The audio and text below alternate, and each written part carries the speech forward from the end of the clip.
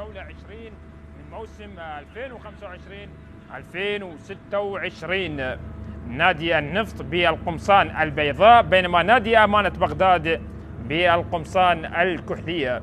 طبعا نادي النفط بقيادة المدرب عادل نعمة يدخل بحراسة المرمى حسين علي جولي، كرار رزاق، أحمد خالد، فاضل كريم، ديار ياخي، حبيب محمد، سامي هين، علي ماجد، ستار ياسين، وليد كريم، وجعفر عبيس. هكذا هي تشكيلة وكتيبة نادي النفط من خلال هذا اللقاء بقيادة المدرب عادل نعمة من خلال هذه المباراة. على الجانب الآخر نادي أمانة بغداد بقيادة المدرب أحمد خلف يدخل بحراسة المرمى عمار علي وعبد الله خلف، لمن سماته، أيمن رزيج، ميلاد فلاح، عباس ياسين، حيدر سالم، منتظر عبد الأمير، وهنريك برناردو، ومحمود أحمد، وجبار كريم. هكذا هي تشكيلة وكتيبة نادي أمانة بغداد من خلال هذه المباراة بقيادة المدرب أحمد خلف. اللقاء هنا على أرضية ملعب الكابتن شرار حيدر رحمة الله عليه في هذه المباراة. هنا الرجل الواضح في الصورة أحمد خلف الذي يقود كتيبة نادي أمانة بغداد من خلال هذه المباراة، من خلال هذا اللقاء. طبعا في هذه المباراة بقيادة الحكم حامد علي هو من يقود هذه المواجهة، بينما يساعد مقداد عقيل مساعد أول، وحسن علي مساعد ثاني، محمد صادق حكم رابع، بينما حكام الفار ياسر هاشم ومحمد سلمان. هكذا هو الطاقم التحكيمي في هذه المباراة، في هذه المواجهة. بالتأكيد كلا الفريقين يحاولون التعويض من خلال هذا اللقاء وعينهم على تحقيق النقاط الثلاث من خلال هذه المواجهة. لا شك بالتأكيد كلا الفريقين قادمين من خسارة، خصوصا بالنسبة لنادي أمانة بغداد هو قادم من خسارة ثقيلة من أمام نادي الكهرباء ب5 أهداف مقابل لا شيء. على الجانب الآخر نادي النفط أيضا قادم من خسارة من أمام زاخو ب2 مقابل لا شيء.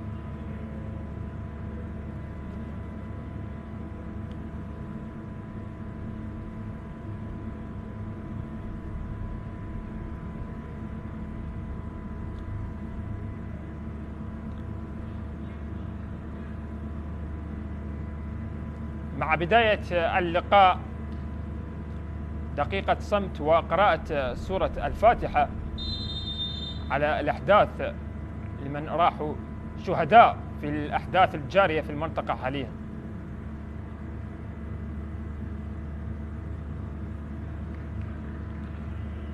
الرحمة والمغفرة يا رب لجميع شهدائنا، ونسأل الله أن يفرج في أقرب وقت بإذن الله تعالى.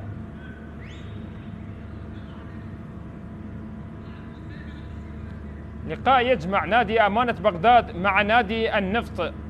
هنا المدرب الواضح في الصورة عادل نعمة الذي يقود نادي النفط في هذه المباراة، وبالتأكيد مواجهة منتظرة بالنسبة لكلا الفريقين، ومحاولة الانطلاق من خلال المرحلة الثانية في الجولة الأولى من المرحلة الثانية، الجولة 20. وبالتأكيد كل فريق يحاول في هذا الموسم الآن أن ينطلق بانطلاقة مختلفة من خلال المرحلة الثانية، والسباق يبقى موجود على المراكز المتقدمة في جدول الترتيب، وأيضا الهروب حتى من المراكز المتأخرة ومراكز الهبوط. إذن هذه هي صافرة البداية، بسم الله على بركة الله. صافرة البداية من الحكم حامد علي معلنا عن انطلاق هذه المواجهة. تحياتي معلق المباراة يوسف جميل معلقا واصفا على أحداث هذا اللقاء الذي يجمع نادي أمانة بغداد بمواجهة نادي النفط في الجولة 20 من دورينا دوري نجوم العراق موسم 2025-2026 هنا على أرضية ملعب الكابتن شرار حيدر. نادي أمانة بغداد بالزي الكحلي على يمين الشاشة، بينما نادي النفط بالزي الأبيض على يسار الشاشة. كرة لمصلحة نادي النفط، كرة تعود بالخلف، محاولة صناعة فرصة جديدة لكنها مرت إلى خارج أرضية الميدان. رمية تماس لمصلحة نادي أمانة بغداد. من يحقق الفوز من خلال هذا اللقاء، من خلال هذه المباراة؟ رمية تماس لمصلحة نادي أمانة بغداد. كرة لعبت للأمام بالراس، صراع على الكرة في وسط الميدان، عادت لمصلحة نادي النفط، محاولة المرور والوصول، كرة عادت هنا سريعة لمصلحة نادي أمانة بغداد من منتظر لكنها عادت على جهة اليسار. عبد الله خلف لعب كرة أمامية للأمام ولكنها أقرب للدفاعات النفطية وبالتالي مرت من هناك إلى خارج أرضية الملعب. حبيب محمد الغاني يبعد الخطر إلى خارج أرضية الميدان هنا، بينما عادل نعمة مدرب نادي النفط صاحب 55 سنة يقود كتيبة نادي النفط من خلال هذه المباراة. هنا رمية تماس لمصلحة نادي أمانة بغداد. كرة لعبت أمامية، عبد الله خلف يحاول لكن اصطدت، لا زالت لمصلحة نادي النفط. كرة أمامية بالراس، كرات بالراس متبادلة، مرت إلى خارج أرضية الملعب. رمية جانبية لمصلحة نادي أمانة بغداد، لمصلحة نادي أمانة بغداد. تحدث عن طبعا لقاء الذهاب كان في الجولة الخامسة، لقاء الذهاب بالجولة الخامسة كان الفوز لنادي النفط بثلاثية مقابل لا شيء. مباراة الذهاب كانت في الجولة الخامسة، فاز النفط بثلاثية مقابل لا شيء. في تلك المباراة سجل وليد كريم ثنائية وسجل أمادو موتاري أهداف نادي النفط في تلك المباراة. هل يتمكن نادي النفط أيضا من تحقيق الفوز بثلاثية من خلال هذا اللقاء؟ نشاهد ونتابع، خصوصا بالنسبة لنادي أمانة بغداد، هو قادم من خسارة ثقيلة، قادم من خسارة ب5 أهداف مقابل لا شيء من أمام نادي الكهرباء، وبالتالي لا يريد نادي أمانة بغداد الخسارة مجددا من خلال هذا اللقاء. وحتى بالنسبة لنادي النفط الذي يبحث عن انتصار، آخر انتصار لنادي النفط في الدوري هذا الموسم كان في الجولة 13 والفوز على نادي الكهرباء بهدف نظيف، بينما نادي أمانة بغداد تمكن وحصل على فوز بقرار اتحادي في آخر فوز كان في الجولة 16، تمكن من الحصول على الفوز من خلال قرار اتحادي على نادي أربيل. كرة أمامية هذه خطيرة، الله، جول أول يأتي لمصلحة نادي النفط. الله الله الله، سجل ستار ياسين يقص شريط الأهداف بهذه اللحظات لمصلحة نادي النفط. يسجل الآن بهذه اللحظات جول لنادي النفط، يسجل الآن ستار ياسين هدف في مرمى نادي أمانة بغداد. هو كان يلعب سابقا مع نادي أمانة بغداد واليوم يسجل في شباكهم ستار ياسين.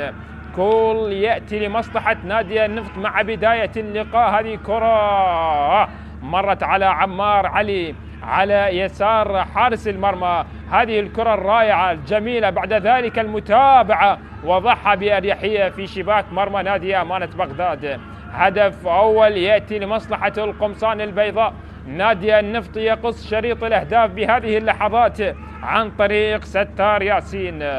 هدف أول يسجل لمصلحة نادي النفط في الدقيقة 4 من هذا اللقاء. سجل ستار ياسين، افتتح أهداف اللقاء وتستمر بالنسبة لنتائج نادي أمانة بغداد، لكن لا زلنا في البداية نشاهد ونتابع. هل ستكون هناك ردة فعل ريكشن لنادي أمانة بغداد في الدقائق القادمة من عمر هذا اللقاء؟ كرة أمامية مرت إلى رمية تماس لمصلحة نادي أمانة بغداد بهذه اللحظات. ستار ياسين هدف بشكل ممتاز بعرضية ممتازة وضعها بإتقان في مرمى نادي أمانة بغداد. هدف أول مسجل بهذه اللحظات، والبطاقة الصفراء أيضا حاضرة على أحد الكوادر الإدارية.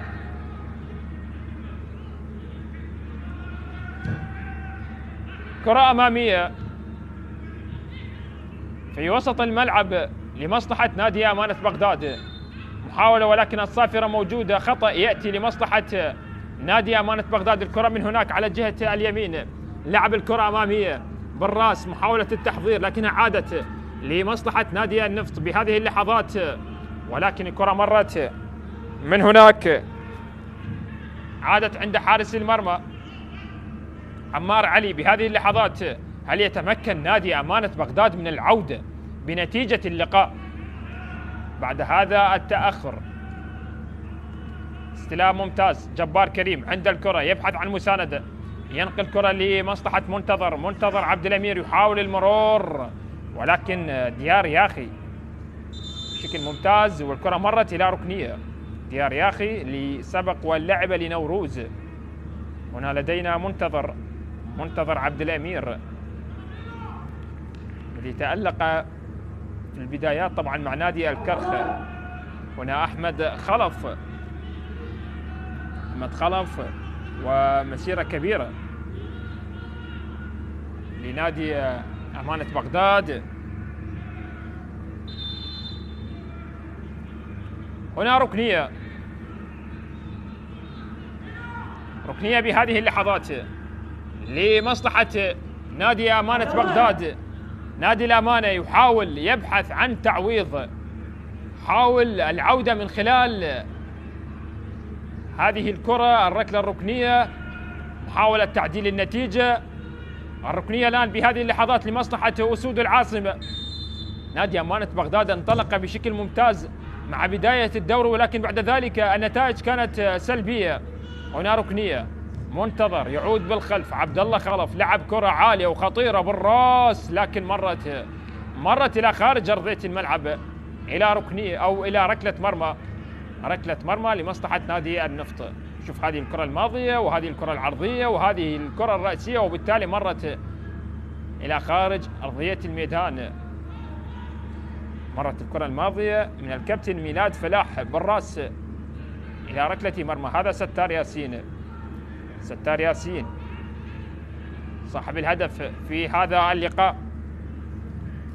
نادي النفط اللي طبعا لعب 18 مباراة في هذا الموسم لغاية الآن، ولديهم طبعا مباراة مؤجلة. بالنسبة لنادي النفط لديهم مباراة مؤجلة مع نادي الشرطة. بالنسبة لنادي النفط هذه كرة أمامية ولكن الإبعاد يأتي الكرة الماضية من أيمن رزيج، أبعد الخطر في الكرة الماضية. وكذلك الحال بالنسبة لنادي أمانة بغداد اللي أيضا لعب 18 مباراة وأيضا لديهم مباراة مؤجلة مع نادي الزوراء. لكن هنا ركنية بهذه اللحظات، هي الركنية الأولى لنادي النفط، ولكنها الركنية الثانية في المباراة بعد ركنية نادي أمانة بغداد. الركنية لعبت عالية وخطيرة ولكن الإبعاد. الكرة لا زالت من جديد محاولة للهجوم السريع المعاكس لمصلحة نادي أمانة بغداد. كرة ممتازة وخطيرة للأمام لمصلحة جبار كريم، يحاول المرور داخل منطقة الجزاء. هذه كرة خطيرة ولكن وصلت لدفاعات النفط والكرة أبعدت. محاولة الآن للارتداد والهجوم المعاكس أيضا لمصلحة نادي النفط ليحاول الاستفادة منه. بالنسبة لوليد كريم، الأسماء المميزة جدا في تشكيلة نادي النفط، هذا وليد كريم لاعب مميز جدا، هداف، يعرف طريق الشباك جيدا. عاد النعمة والتوجيهات.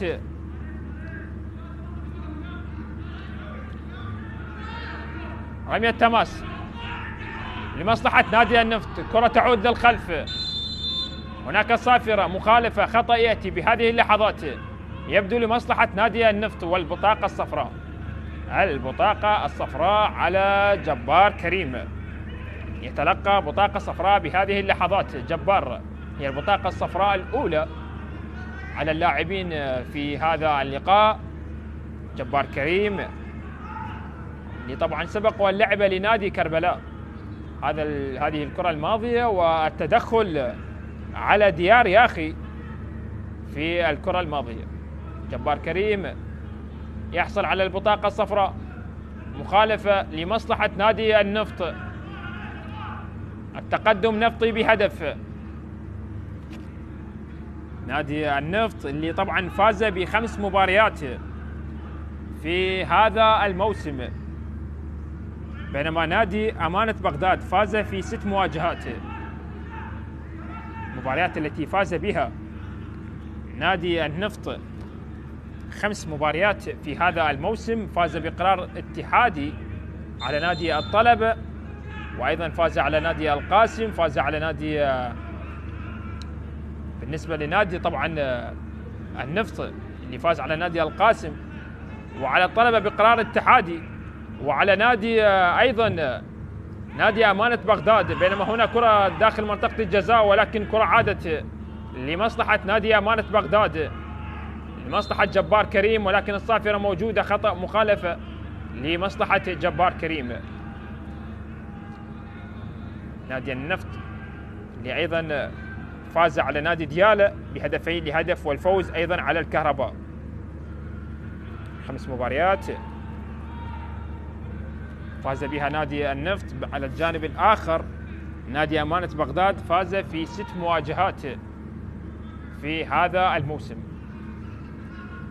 هنا استلام لمصلحة نادي أمانة بغداد على جهة اليسار، محاولة المرور، منتظر عبد الأمير، لكنها كرة خاطئة عادت لوليد كريم. وليد يلعب الكرة من هناك لمصلحة ستار ياسين.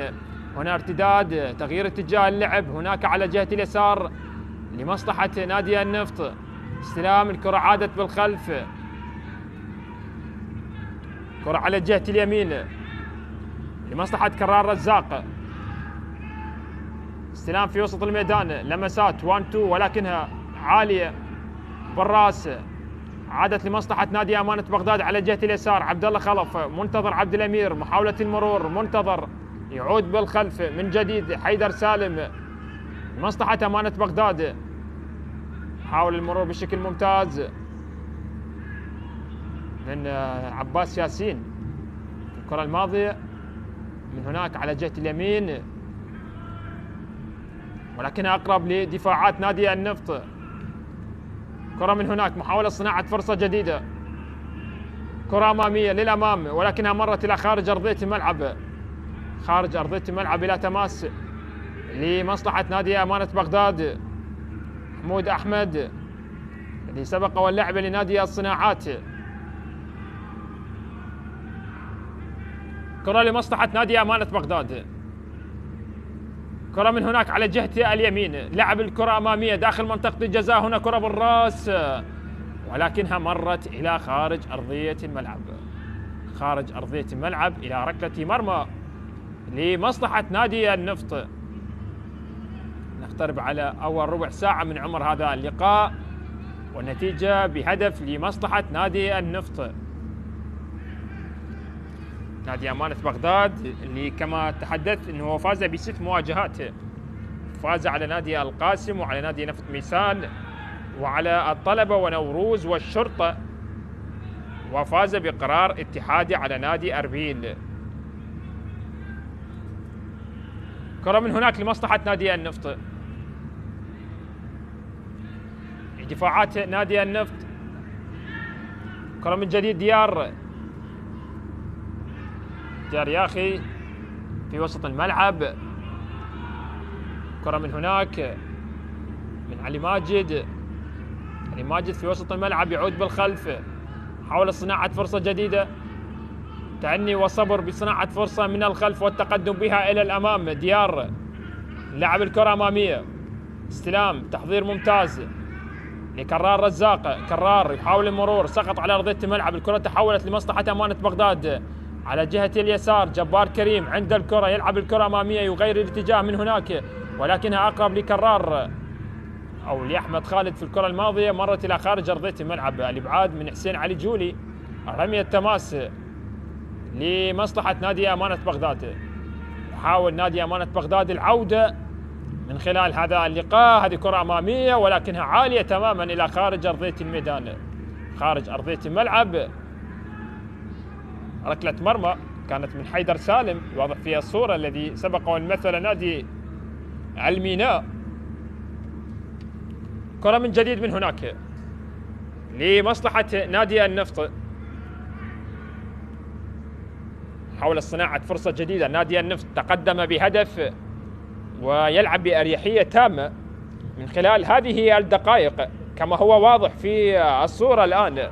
سجل هدف، يحاول أن يتحكم بمجريات المباراة من كل النواحي، يكسب المزيد من الوقت، ويحاول أيضا امتصاص زخم حماس لاعبي نادي أمانة بغداد من خلال السيطرة على الكرة والتقدم بها إلى الأمام.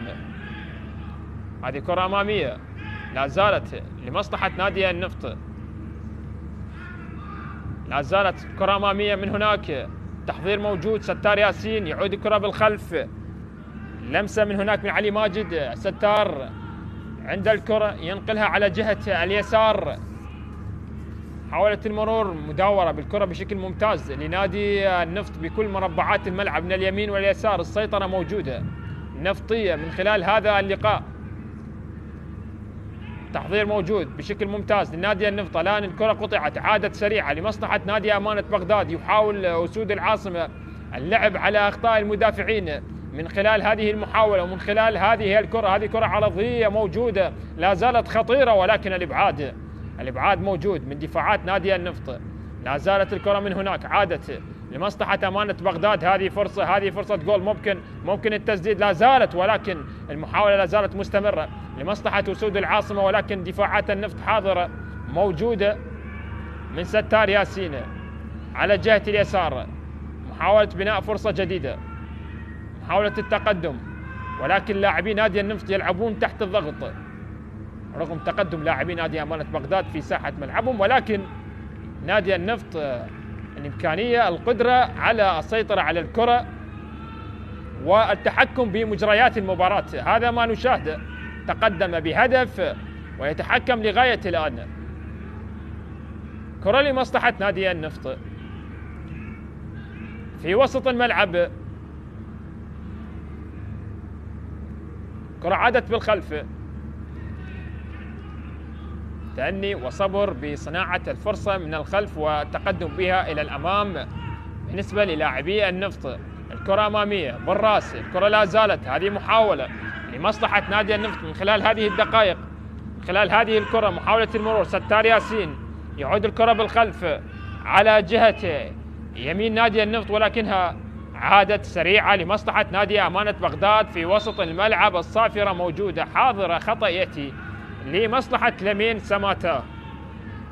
سماتا الذي سبق واللعب لنادي النجم البحريني من أمام سامي هين المحترف البوركيني من بوركينا فاسو، الذي سبق وأيضا اللعب لنادي كربلاء. بالنسبة لسامي هين، وكربلاء حاليا في الدور الممتاز.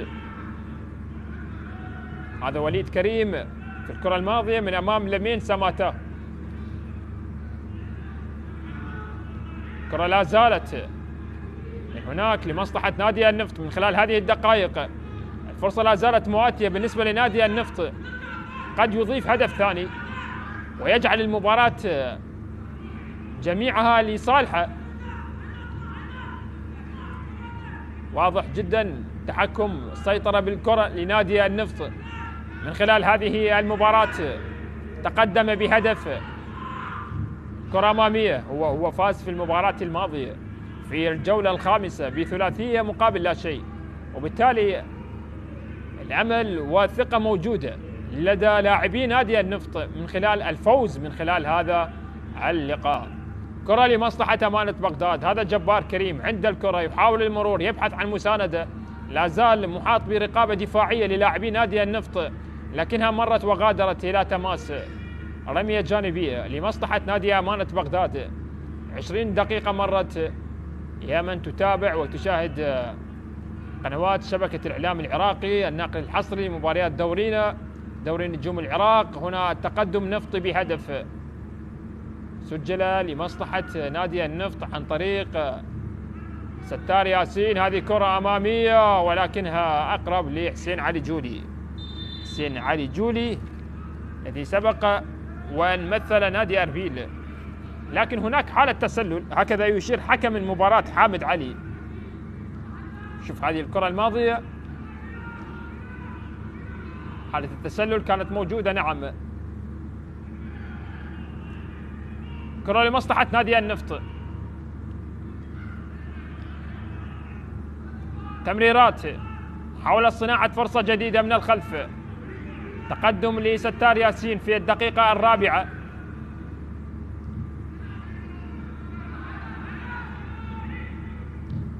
يغير الاتجاه من هناك على جهة اليسار. استلام، محاولة المرور والدخول لنادي النفط ولكنها مرت إلى خارج أرضية الملعب.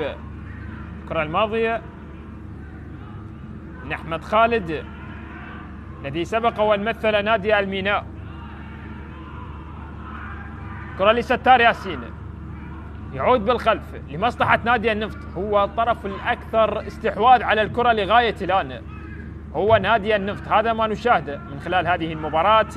هذا كرار رزاق، لمسة للأمام، محاولة المرور. ساميهين يلعب الكرة أمامية ولكن الكرة مرت إلى خارج أرضية الملعب. هناك صافرة وراية مرفوعة. خطأ يأتي لمصلحة، ربما لمصلحة نادي أمانة بغداد، لمصلحة عباس ياسين. يكسب مخالفة، يحصل على خطأ. هذه الكرة الماضية بين وليد كريم وأيضا عباس ياسين. الكرة أمامية لا زالت لمصلحة نادي النفط.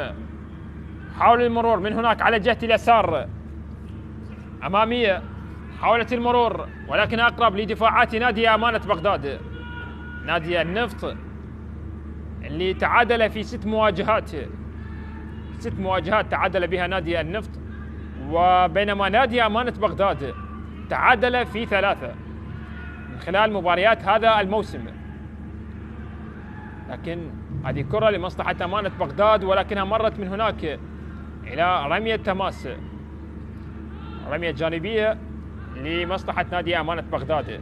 6 مواجهات تعادل بها نادي النفط في هذا الموسم، تعادل ب6 مباريات.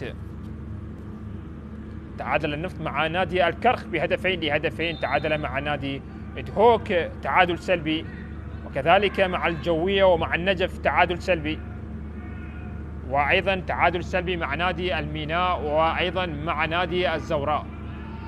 هذه هي المباريات التي تعادل بها نادي النفط في هذا الموسم.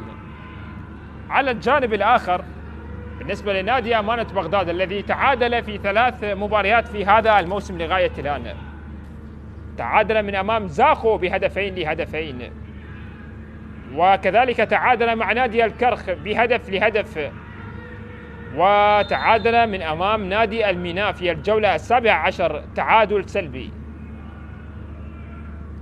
هذه المباريات التي تعادل بها نادي أمانة بغداد في هذا الموسم لغاية الآن.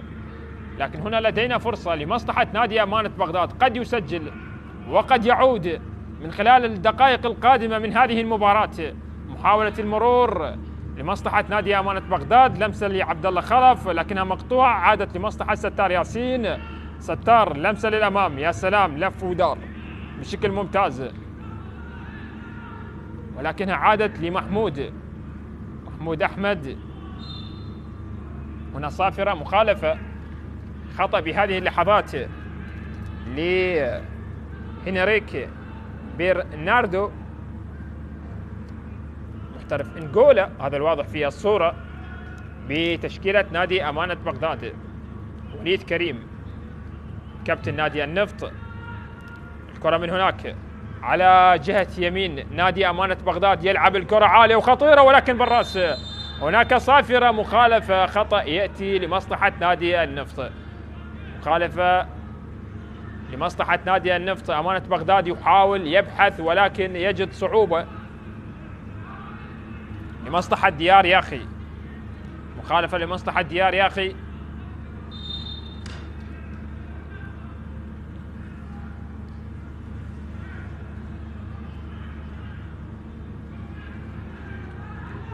كرة لمصلحة نادي النفط. المحاولات كما هي واضحة، 5-3. كرة لمصلحة نادي النفط على جهة اليمين.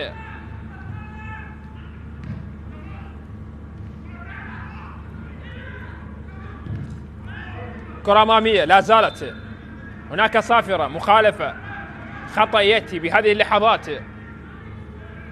لمصلحة نادي أمانة بغداد. نادي أمانة بغداد خسر ب9 مواجهات، 9 مواجهات خسر بها نادي أمانة بغداد في هذا الموسم، بينما نادي النفط خسر في 7 مباريات في هذا الموسم لغاية الآن. يا سلام، حركة لعب ممتازة ورائعة جدا للاعب نادي أمانة بغداد في الكرة الماضية، تذكرنا على أيام باسم عباس. جولي والإبعاد،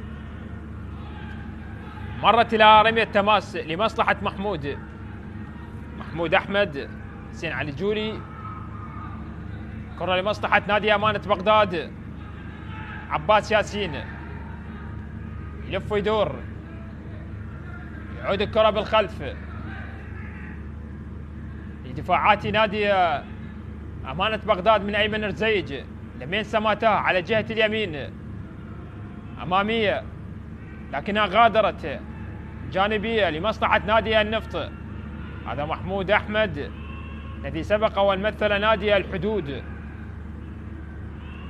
من الواضح في الصورة ميلاد فلاح كابتن نادي أمانة بغداد. كرة بالراس لا زالت أمامية لمصلحة نادي النفط. كرة من هناك محمود في وسط الملعب لمصلحة نادي النفط، تحضير موجود. الكرة من هناك على جهة اليسار ولكنها مرت. هناك لاعب يشكو من إصابة، بالسلامة إن شاء الله لأحمد خالد، ساقط على أرضية الملعب، يشكو من إصابة. كنت أتحدث عن المواجهات التي خسر بها نادي أمانة بغداد والنفط في هذا الموسم. نادي أمانة بغداد خسر في 9 مواجهات بينما نادي النفط خسر في 7. هذه كرة أمامية ولكنها وصلت سهلة عند حارس المرمى جولي، كانت من جبار كريم، لا زال يبحث. كرة من جديد بالراس لا زالت لمصلحة نادي النفط، التقدم نفطي بهدف. هل هناك عودة لنادي أمانة بغداد؟ ولكن لاعبي نادي النفط يسيطرون على الكرة، هذا ما نشاهده. سيطر على الكرة، حاولت امتصاص حماس لاعبي نادي أمانة بغداد من خلال السيطرة على المباراة والتحكم بمجريات اللقاء. الكرة أمامية عادت للاعبي نادي أمانة بغداد عالية للأمام. هذه محاولة فيها فرصة، فيها أمل موجود. الكرة عالية وخطيرة ولكن مرت على جبار كريم. كرة ممتازة رائعة بعرضية جميلة ولكن مرت على جبار كريم. كرة من جديد لمصلحة أمانة بغداد لكنها مرت إلى تماس لمصلحة نادي النفط بهذه اللحظات. الكرة الماضية من عباس ياسين، هذا وليد كريم هداف يعرف طريق الشباك جيدا. عاد النعمة والتوجيهات مستمرة، يقود كتيبة نادي النفط. عاد النعمة صاحب 55 سنة كلاعب، هو مثل منتخب شباب بالنسبة لعاد النعمة. كرة من جديد لمصلحة نادي النفط. عاد النعمة خبرة كبيرة، يعني كلا المدربين في هذا اللقاء يملكون خبرة كبيرة في الدوري بالنسبة لعاد النعمة، وكذلك الحال بالنسبة لأحمد خلف، خبرة كبيرة في الدوري العراقي وقيادة الأندية. هذا هنريك برناردو المحترف من انغولا، اللي طبعا سبق ومثل نادي زاخو. ستار ياسين صاحب الهدف اللي ايضا سبق ومثل زاخو. بالنسبه لستار ياسين صاحب الهدف، بينما كرة لمصلحة نادي أمانة بغداد. قد نشاهد هدف من خلال هذه الكرة. أمانة بغداد لا زال يبحث، يحاول، يريد معادلة النتيجة. قد يحصل على مراده من خلال هذه الكرة، من خلال هذه الفرصة. هذه كرة أمامية لكنها اصطدت في الدفاع. لا زالت المحاولة مستمرة لمصلحة الأمانة. يا سلام، هذه كرة عالية وداخل منطقة الجزاء وبالراس، ولكنها مرت إلى خارج أرضية الملعب. حيدر سالم متقدم للأمام. هنا الواضح في الصورة حبيب محمد المحترف الغاني، اللي طبعا سبق ومثل نادي الحشد. لكن لدينا ركنية هي الثانية لمصلحة نادي أمانة بغداد. من خلال هذه الدقائق الكرة عالية، ولكن برافو بشكل ممتاز حسين علي جولي، عاد ناجح، ولكن لا زال يبحث نادي أمانة بغداد. ولكن الكرة مرت الكرة عالية تماما حسين علي جولي، والكرة مرت بسلام وأمان. حسين علي جولي يطالب الزملاء بالتركيز. الكرة الماضية محمود أحمد، وكذلك جعفر عبيس الواضح في الصورة، الذي أيضا سبق ومثل نادي الكرخ. كرة لمصلحة نادي النفط على جهة اليمين.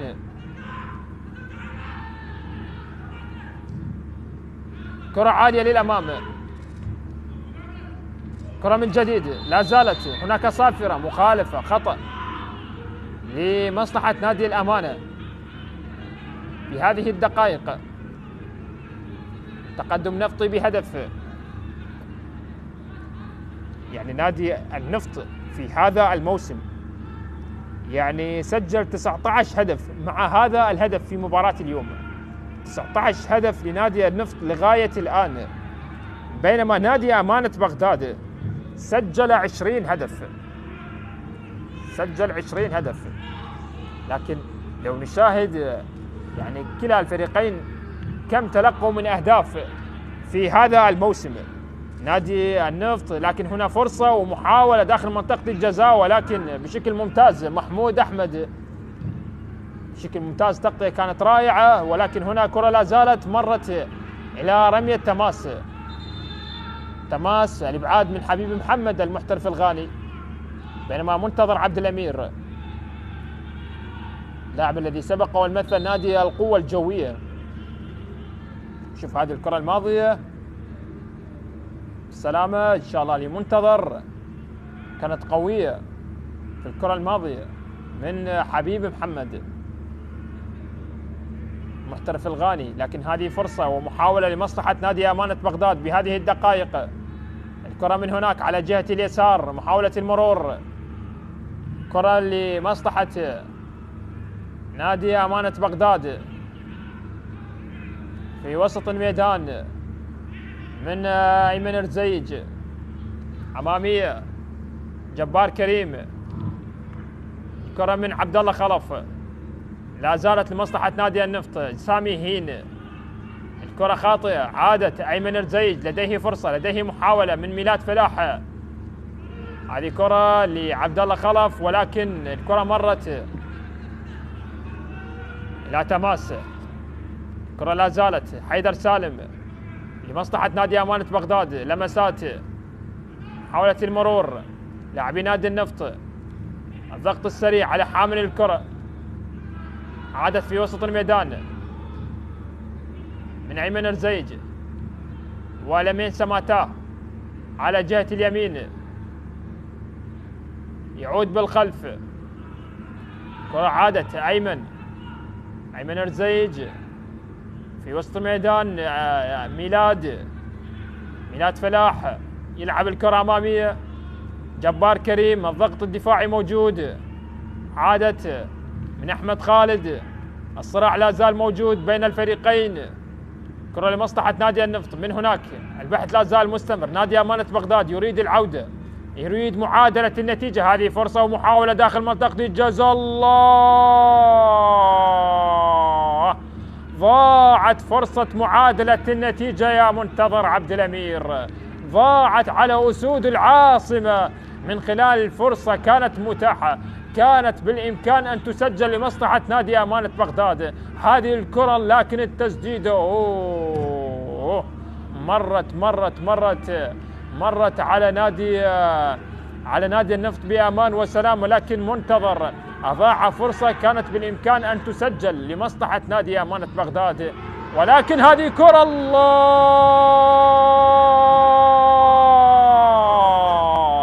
جول سجل أسود العاصمة، سجل جبار كريم. الله الله الله الله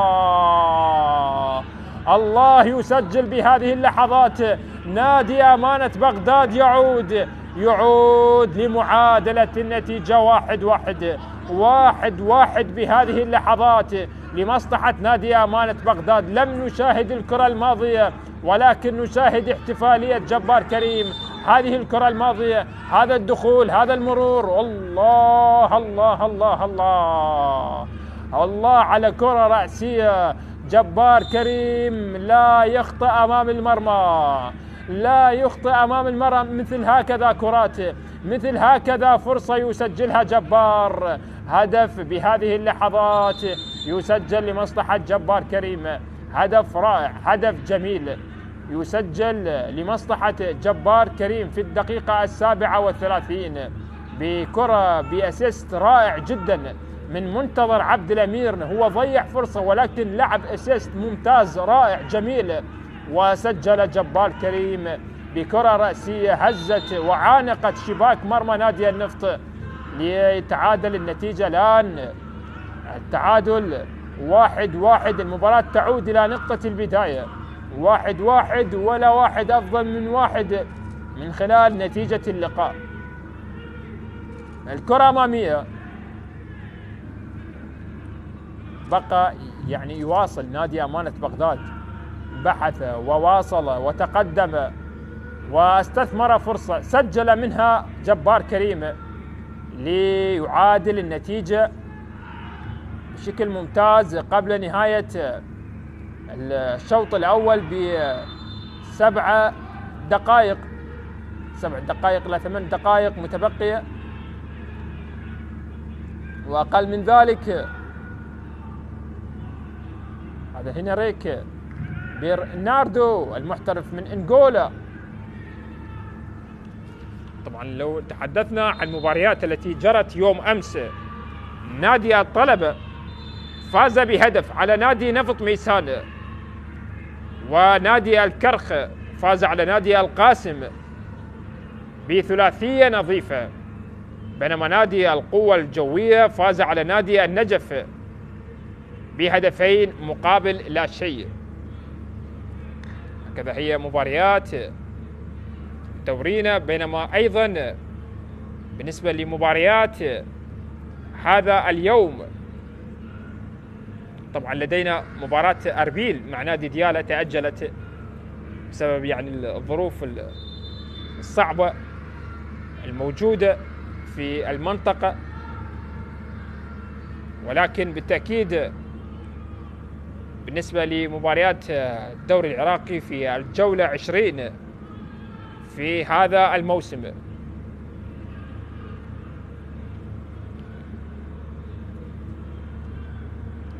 دوري نجوم العراق، لدينا زاخو في أول مباريات الجولة 20 فاز على نادي الغراف بهدفين مقابل لا شيء، بهدفين مقابل لا شيء. طبعا أيضا تحدث عن مباريات يوم أمس، كما تحدث. القوى الجوية فاز على النجف، الطلبة فاز على نادي نفط ميسان، والكرخ فاز على نادي القاسم بثلاثية مقابل لا شيء. طبعا أيضا لدينا إن شاء الله مباريات يوم غد، الشرطة مع نادي الكهرباء، ونادي دهوك بمواجهة نادي نوروز في ديربي شمالي.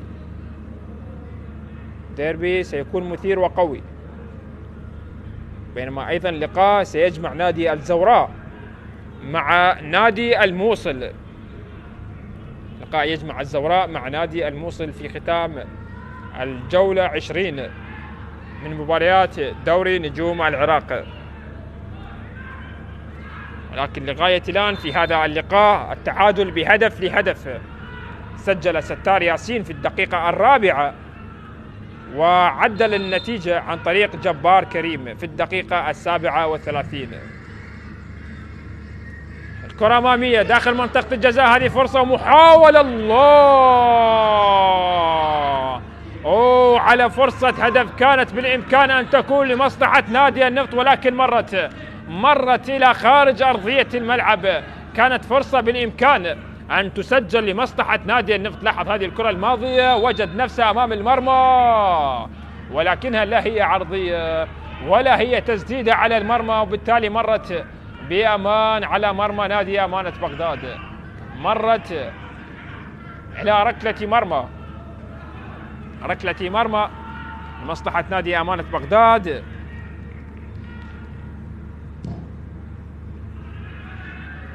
كرة أمامية لا زالت نفطية يحاول بها، لكن أقرب لدفاعات نادي أمانة بغداد من أيمن رزيج والإبعاد. الكرة لا زالت لأسود العاصمة، ولكنها أقرب للدفاعات النفطية. حيدر سالم، هذه فرصة محاولة لمصلحة نادي النفط، هذه فرصة جول. الله، على فرصة كانت بالإمكان أن تسجل لمصلحة وليد كريم. وليد كريم جرب حظه من مسافة، يعني هو يسجل مثل هكذا كرات، لكن الكرة كانت عالية تفتقد إلى الدقة. مرت بأمان على مرمى نادي أمانة بغداد. كرة من جديد لا زالت على جهة اليسار، يلعب الكرة أمامية ولكنها مرت إلى تماس.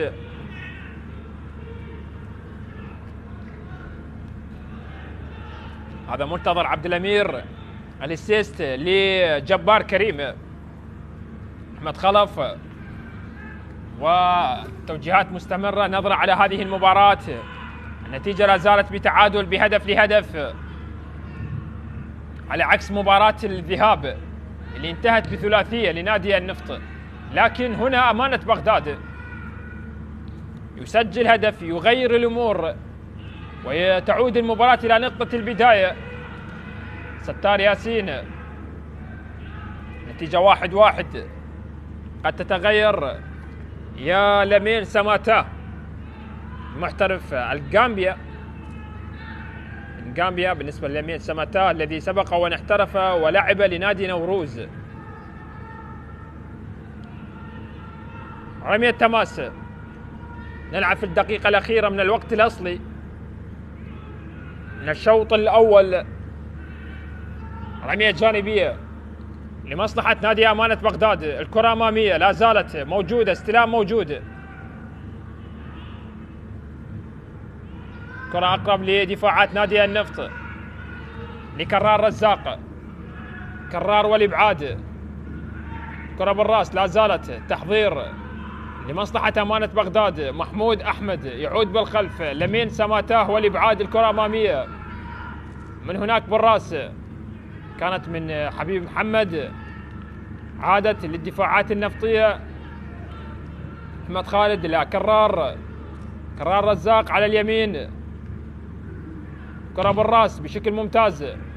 حكم المباراة حامد علي يضيف 3 دقائق كوقت بدل ضايع على نهاية الشوط الأول من هذا اللقاء. كرة أبعدت إلى جانبية من حبيب محمد بمبدأ الأمان لمصلحة نادي أمانة بغداد. جبار كريم لا زال يبحث، يحاول، يريد الخروج منتصرا في الشوط الأول من هذا اللقاء.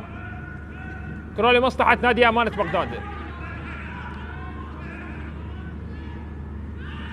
لكنها مرت إلى جانبية لمصلحة علي ماجد لاعب نادي النفط الذي سبق ولعب لنادي نفط الوسط. بالنسبة لعلي ماجد ديار يا أخي يلعب الكرة أمامية، مرت إلى رمية تماس.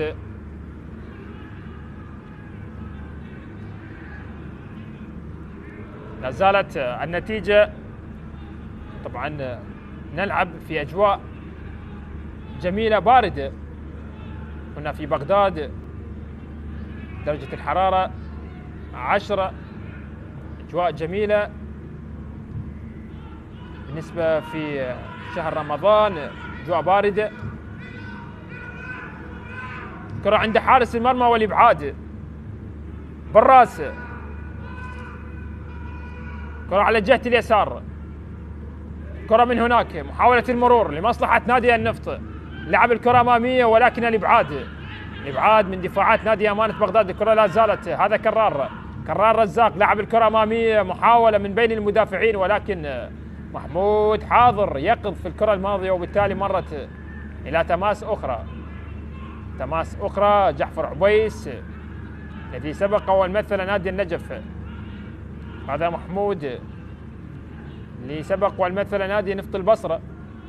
بينما هنا رمية جانبية لمصلحة نادي أمانة بغداد. نلعب في الدقيقة الأخيرة قبل نهاية البدل ضائع، إلى تماس أخرى لمصلحة نادي النفط. هل يتمكن نادي النفط من تسجيل الهدف الثاني قبل الذهاب إلى غرف الملابس؟ نشاهد ونتابع بهذه اللحظات لمصلحة نادي النفط. الكرة أمامية داخل منطقة الجزاء، الكرة لا زالت، هذه محاولة ولكنها أقرب لحارس المرمى، أقرب لعمار علي. إذن أيها الأحبة مشاهدينا في كل مكان، تأتي صافرة حكم المباراة حامد علي معلنة عن نهاية الشوط الأول بالتعادل الإيجابي بهدف لهدف. أيها الأحبة إن شاء الله نلتقي مع بداية الشوط الثاني، استراحة قصيرة ثم لنا عودة.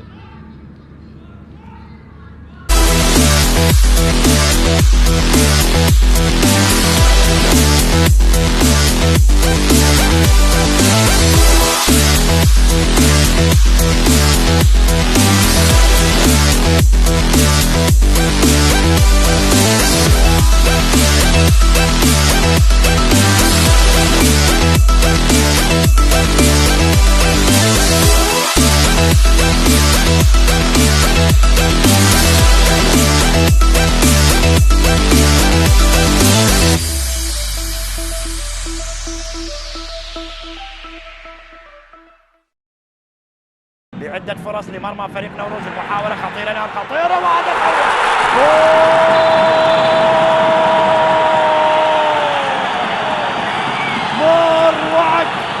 مروعك محمد الحايك يسجل هدف ولا أروع. الله الله الله، رهيب والله رهيب، فيك الجمال العجيب، هدف فريق نوروز. الله على هدف ولا أروع. يا انتظرنا هذا الهدف، انتظرنا هذه اللقطة، وهدف ولا أروع. الله على اللقطة الجميلة، على الهدف الجميل. لاحظ هنا الإعادة، لاحظ هنا اللقطة، هنا المحاولة نوروز.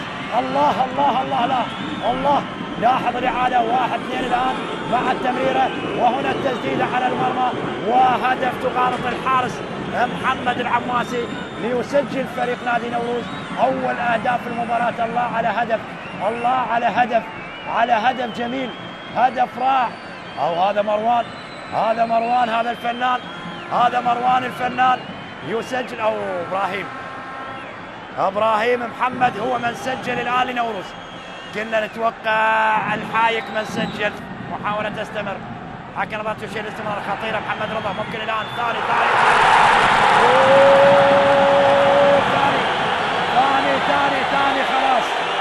محمد رضا يختم بالشمع الأحمر على المباراة، وهدف ثاني لمحمد رضا في الدوري العراقي بعدما سجل في مرمى نادي القاسم. الآن يسجل الهدف الثاني مع فريق نوروز، وهدف الثاني لنوروز في مرمى النجف. خلاص نوروز هدفين، النجف لا شيء. لاحظ الإعادة، لاحظ اللقطة.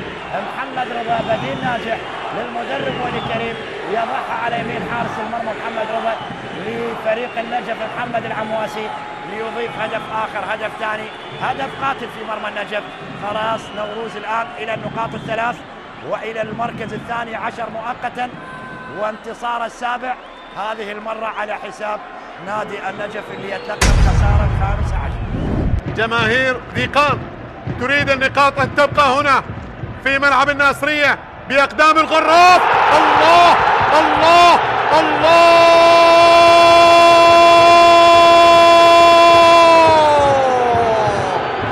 في ذي قار يأتيك الرعب على شكل حافلة محملة برجال الغراف. اي والله، هدف للغراف السامري. فيديلس كوكو يتقدم بأول أهداف المباراة. هدف جميل، هدف رائع. شوف الإعادة. الله الله الله الله، يا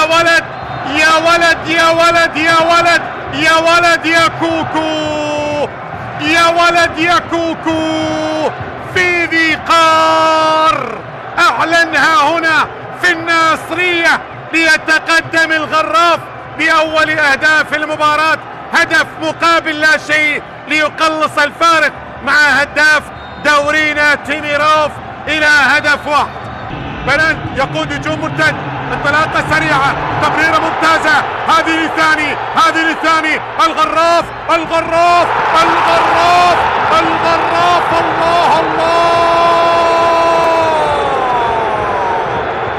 بشجاعة الغراف، كبرياء الغراف، جمال وذكاء الغراف، جاءوا ليؤكدوا عمق الانتماء التاريخي للغراف السامري. اي نعم، للغراف السامري. هذا بشير قورياني. جول، هدف ثاني. يا هليلة، ليلة من ليالي الغراف، ليلة من ليالي ذي قار. الله على الناصرية. الله. بلنت بكرة، بلنت بتمريرة لبشير قورياني التونسي. هوبا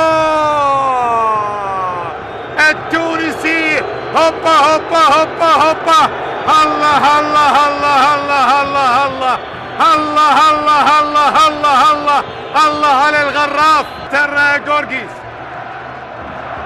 سيطر على كرته، تبقى المحاولة. بيتر الله على المرور، يحاول خذوهات بكرة، تصويبه.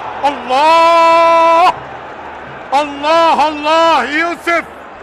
جول لصقور الجبال، هدف ولا أروع لصقور الجبال. هدف جميل وراء يوسف بن سودة بكرة خذ وهات. الله على جمال الهدف، يا روعة الهدف، بأناقة الهدف. شوف بيتر جورجيس تقدم من الأول، وبعد ذلك بإصرار كبير الله من الثاني، ومن ثم خذوا هات بإرسال الكرة والتصويبة. يا ولد يا ولد يا ولد يا ولد يا ولد على هذه الكرة، يا ولد على هذه التصويبة. طبعا رسول الفاضل قال له هاك، قال له هاك، قال له هاك، قال له هاك، وصوب صوب صوب صوب وسدد الكرة بقدم يسارية على يسار حارس المرمى ليقلص الفارق دهوك بهدف جميل، بأن يعود الفريق بهدف التعديل، بينما جماهير الغراف تتأمل بأن يسجل الفريق هدف ثالث ويؤمن النتيجة. من تكون آماله صادقة صادقة صادقة. خلاص خلاص خلاص، هذا الأسمراني السومري، هذا الأسمراني السومري. الله الله الله على أمسية، أمسية للغراف. خلاص خلاص خلاص خلاص، الغراف، الغراف بالثلاث بالثلاث بالثلاث عن طريق الأسمراني السومري السومري السومري السومري. أبناء ذي قار، أبناء الناصرية، أبناء الناصرية. شوف شوف شوف شوف شوف شوف شوف شوف الخطأ الكبير، شوف الخطأ الكبير. هنا الخطأ، هنا الخطأ، هنا الخطأ، هنا الخروج. هنا مرت ولكنها ما مرت ما مرت ما مرت ما مرت على كوكو، ما مرت على فيدلس، ما مرت على كوكو.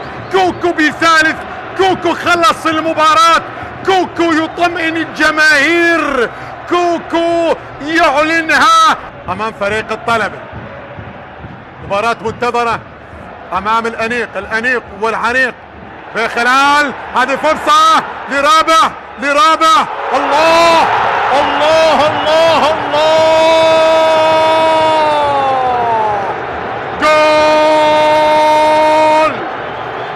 جول رابع رابع رابع رابع. هدف، هدف لأبناء مدينة الحضارات العريقة، هدف لأبناء مدينة الحضارات العريقة وموطن الأبيات الخالدة. اي نعم، هدف رابع، هدف لبشير غورياني غورياني غورياني. الله الله الله الله على غورياني، بهدف قاتل، بهدف قاتل، بهدف لا يعطي للمدافعين مساحة ولا يعطي فرصة لحارس المرمى للعودة لالتقاط الكرة. ايوه يا بشير، ايوه يا غورياني، ايوه يا تونسي، ايوه يا غراف. وخطأ بهدف رابع، وبالتالي هذه كرة القدم تستغل الأخطاء، بينما مجتبى القائم. كرة جول، كرة جول، كرة جول. يا جنون المباراة، يا جنون المباراة، يا روعة المباراة، يا جنون كرة القدم ب6 أهداف لغاية الآن. اي والله 10/10 لغاية الآن المباراة. كرة ملعوبة لمصلحة فريق دهوك. بيتر غورغيس، الله الله،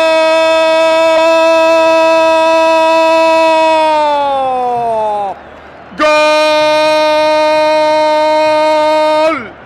عالمي عالمي عالمي. اي والله عالمي. غورغيس، بيتر غورغيس بكرة لا من الخيال، من الخيال، من الخيال، من الخيال. وبالتالي هذه الكرة، هذه التصويبة. الله الله الله الله على بيتر، الله على غورغيس. يا ولد يا ولد يا ولد، هذه من الجبال، هذه من جبال دهوك، هذه من جبال دهوك. هنا في الناصرية بكرة ولا أروع. محمد سامي وعيد تلعب الكرة من عيد، الارتقاء والإبعاد يأتي، لكن هنا عدت بمحاولة براسي. الله، عصام الصبحي يأتي بأول أهداف المباراة. نعم، بهدف مبكر دانييل جيبولا براسية عصام أسكنها الشباك، والهدف المبكر في ليلة الكبار. نعم، تحلق الصقور، وبرأسية الكبير عصام الصبحي يفتتح التسجيل للقوة الجوية. هنا جماهير الصقور التي أمام نقيب القارة الآسيوية. هذه عدت والتقدم. هنا محمد جواد الثاني، الله،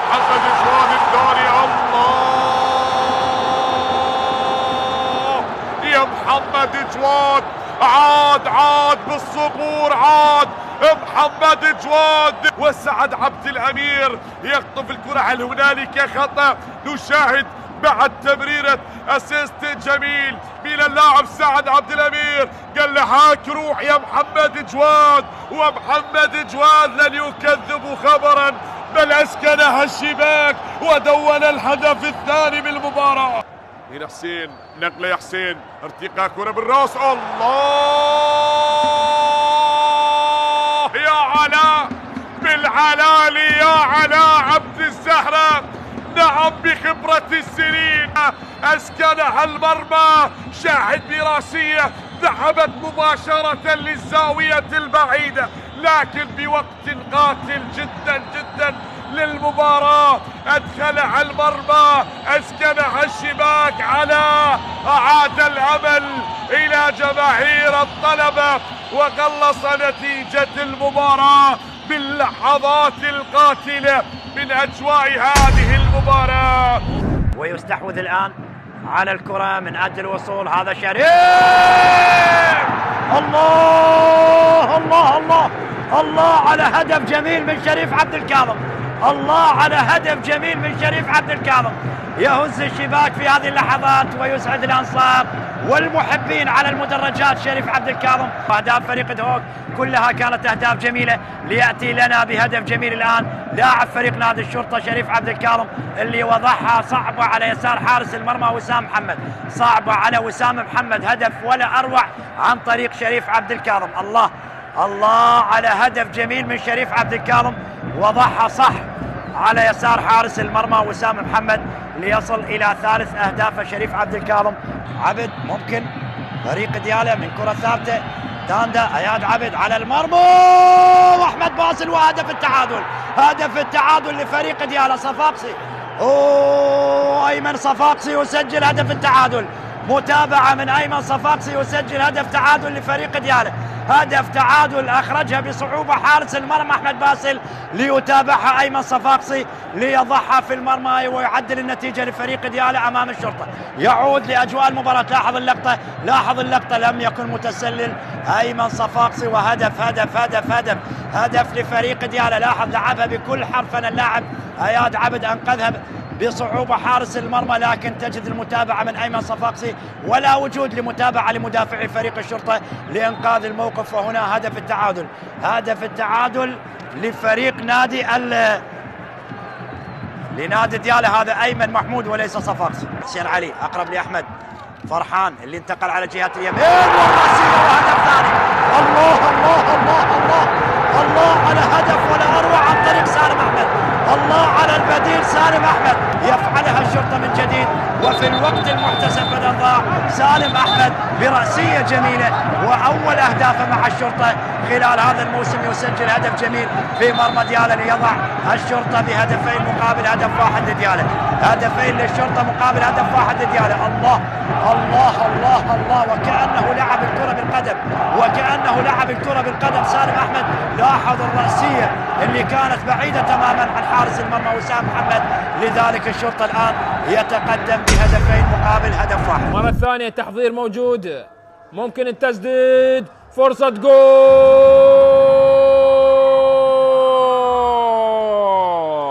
هو شيرزو تيميروف، هو من يعرف طريقة.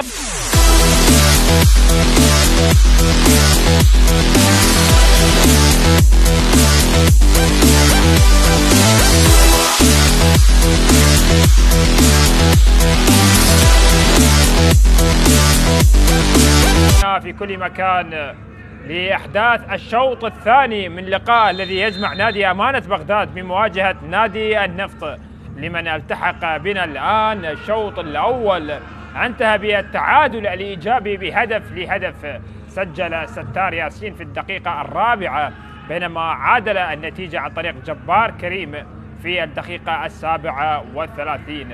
هكذا انتهت نتيجة اللقاء في الشوط الأول، بينما هنا الشوط الثاني من عمر هذا اللقاء، وحكم المباراة حامد علي ينطلق بصافرته معلنة عن بداية الشوط الثاني من هذه المباراة. نادي أمانة بغداد تأخر ثم عاد عن طريق جبار كريم، لكن ماذا عن الشوط الثاني من هذا اللقاء؟ من يحقق الفوز في هذه المواجهة؟ نشاهد ونتابع في أحداث هذه المباراة لحساب الجولة 20 المرحلة الثانية من دورينا، المرحلة الثانية من هذا الموسم، موسم 2025-2026. هنا رمية تماس لمصلحة عبد الله خلف، لمصلحة نادي أمانة بغداد. الكرة تعود بالخلف، لعب الكرة عالية، تغيرت الأماكن والهدف واحد. نادي أمانة بغداد على يسار الشاشة، بينما نادي النفط بالقمصان البيضاء على يمين الشاشة. كرة من جديد من هناك، كرار رزاق عند الكرة، يلعب الكرة عالية للأمام في وسط الملعب بالراس. الكرة لا زالت في وسط الميدان من أحمد خالد، يعود بالخلف من جديد من ستار ياسين. الكرة الماضية لعب الكرة عالية للأمام لمصلحة نادي النفط. كرة بالراس من محمود، حاول بهذه اللحظات ولكنها عالية تماما إلى خارج أرضية الميدان، خارج أرضية الملعب. هذا حيدر سالم في الكرة الماضية. كرة لا زالت من هناك أمامية بالراس، لا زالت داخل منطقة الجزاء، فرصة. الله، أوه يا وليد كريم خطير مثل هكذا كرات، خطير في هكذا دقائق دائما وليد كريم. لاحظ هذه الكرة وهنا التسديدة والمتابعة، ولكن حارس المرمى عمار علي كان يقظا في الكرة الماضية، يتصدى لهذه الكرة الخطيرة لمصلحة نادي النفط. خطير وليد كريم عندما يعني يحصل على كرة، ولكن مرت بأمان. ولكن بالتأكيد نادي النفط لديه الإمكانيات الجيدة اللي ممكن من خلالها أن يسجل الهدف الثاني وأن يحقق الفوز في هذه المباراة. كرة لمصلحة نادي النفط، الكرة أمامية لعبت من ديار ياخي، لا زالت في وسط الميدان، عادت من جديد لمصلحة نادي النفط. الكرة أمامية، كرة بالراس، عادت وصلت عند حارس المرمى عمار علي حارس مرمى نادي أمانة بغداد. كرة للمين سماتا، لمين سماتا المحترف من غامبيا، ولكنها أقرب لحبيب محمد حسين علي الجولي. سامي هين مرت، لا زالت لمصلحة نادي أمانة بغداد. عبد الله خلف يحاول المرور لكنها مرت. هذا طبعا سامي هين المحترف البوركيني، طبعا سبق واللعب للرجاء المغربي. كرة لمصلحة نادي النفط، فاضل كريم سبق واللعب لنادي نفط ميسال بالنسبة لفاضل. كرة لا زالت، عادت لمصلحة نادي النفط. ماذا قال كلا المدربين ما بين الشوطين قبل بداية الشوط الثاني؟ كلا الفريقين لا يريدون الخسارة ولا حتى التعادل، بالنسبة يعني الفوز ضروري ومهم. لكلا الفريقين في هذه المباراة. تتحدث أنه الفريقين يعني قادمين من خسارة في المباراة الماضية. بالنسبة لنادي أمانة بغداد قادم من خسارة من أمام الكهرباء بخماسية، وكذلك بالنسبة لنادي النفط اللي هو قادم من أمام نادي زاخو بخسارة بهدفين مقابل لا شيء. طبعا نتحدث بالنسبة للأهداف، نادي النفط سجل 19 هدف في هذا الموسم لغاية الآن، ولكن استقبل أيضا 19 هدف، بينما نادي أمانة بغداد سجل 21 هدف مع هدف مباراة اليوم، واستقبل 29 هدف. كلا الفريقين لغاية الآن ب 22 نقطة. طبعا نتحدث أيضا عن المواجهات السابقة التي جمعت الفريقين.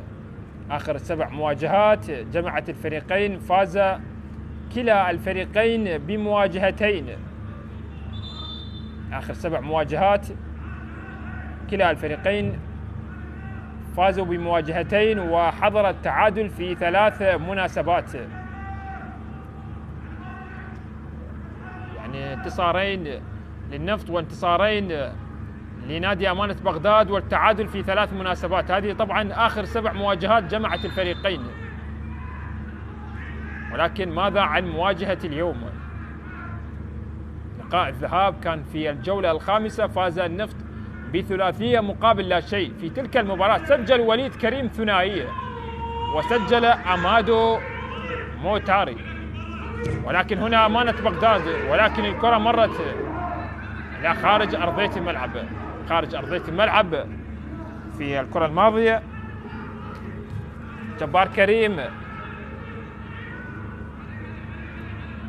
الكرة لا زالت لمصلحة نادي النفط أمامية، ولكنها مرت إلى خارج أرضية الملعب إلى رمية تماس، مرت على أحمد خالد سبق وأن مثل نادي أربيل، بينما هنا محمود أحمد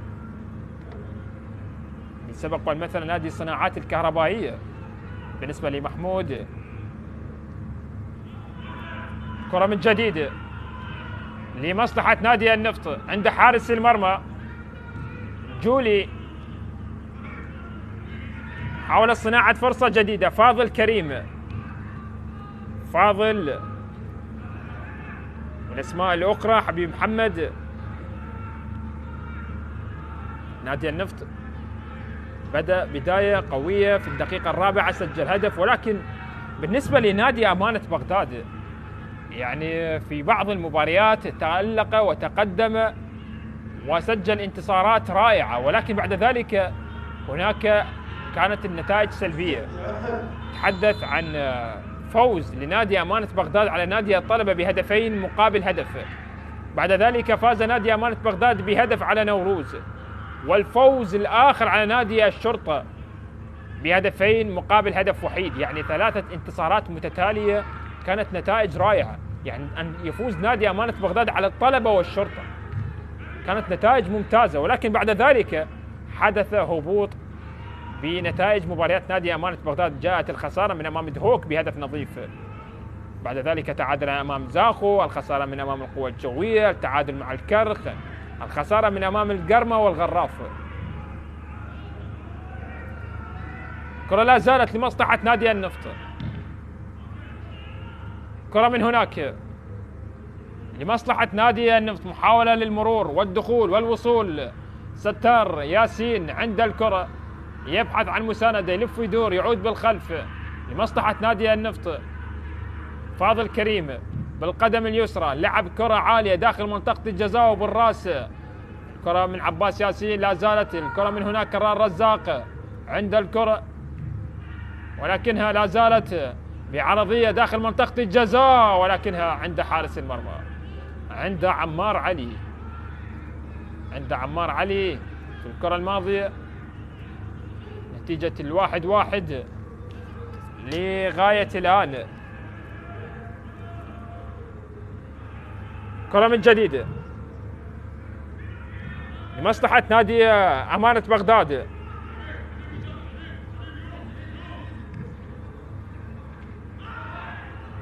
طبعا الميناء هناك متقدم بهدف على نادي القرمة بهدف نظيف. كرة لا زالت لمصلحة نادي النفط على جهة اليسار، لكن عادت هذه خطأ خطيرة، محاولة ولكن مرت إلى خارج أرضية الملعب. محمود أحمد تسديدة قوية ولكن اصطدت بفاضل كريم. تسديدة كانت قوية لمحمود أحمد اللي طبعا سبق واللعبة لنادي الحدود.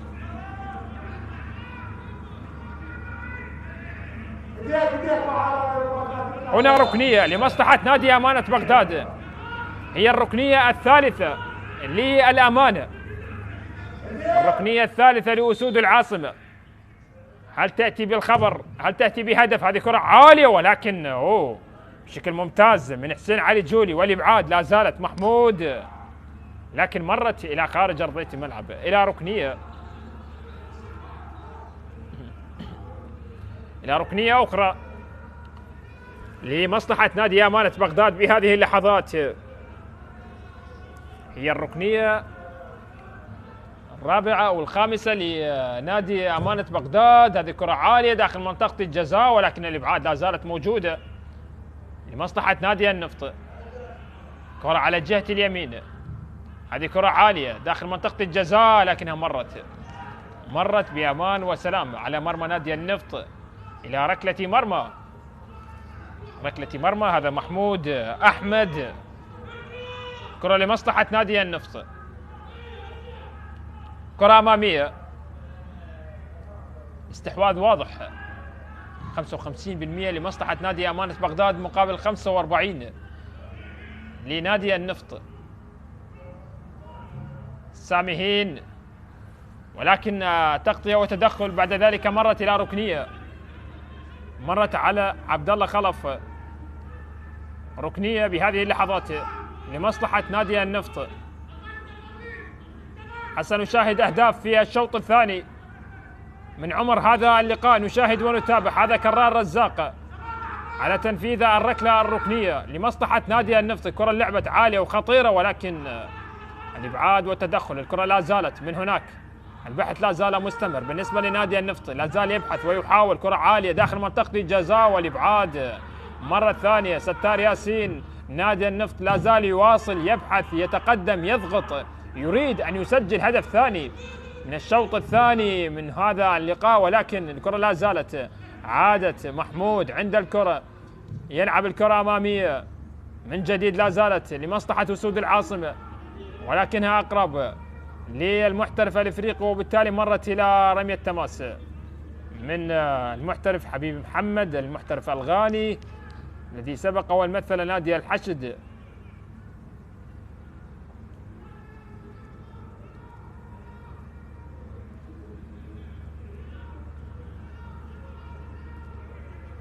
كرة لمصلحة نادي أمانة بغداد.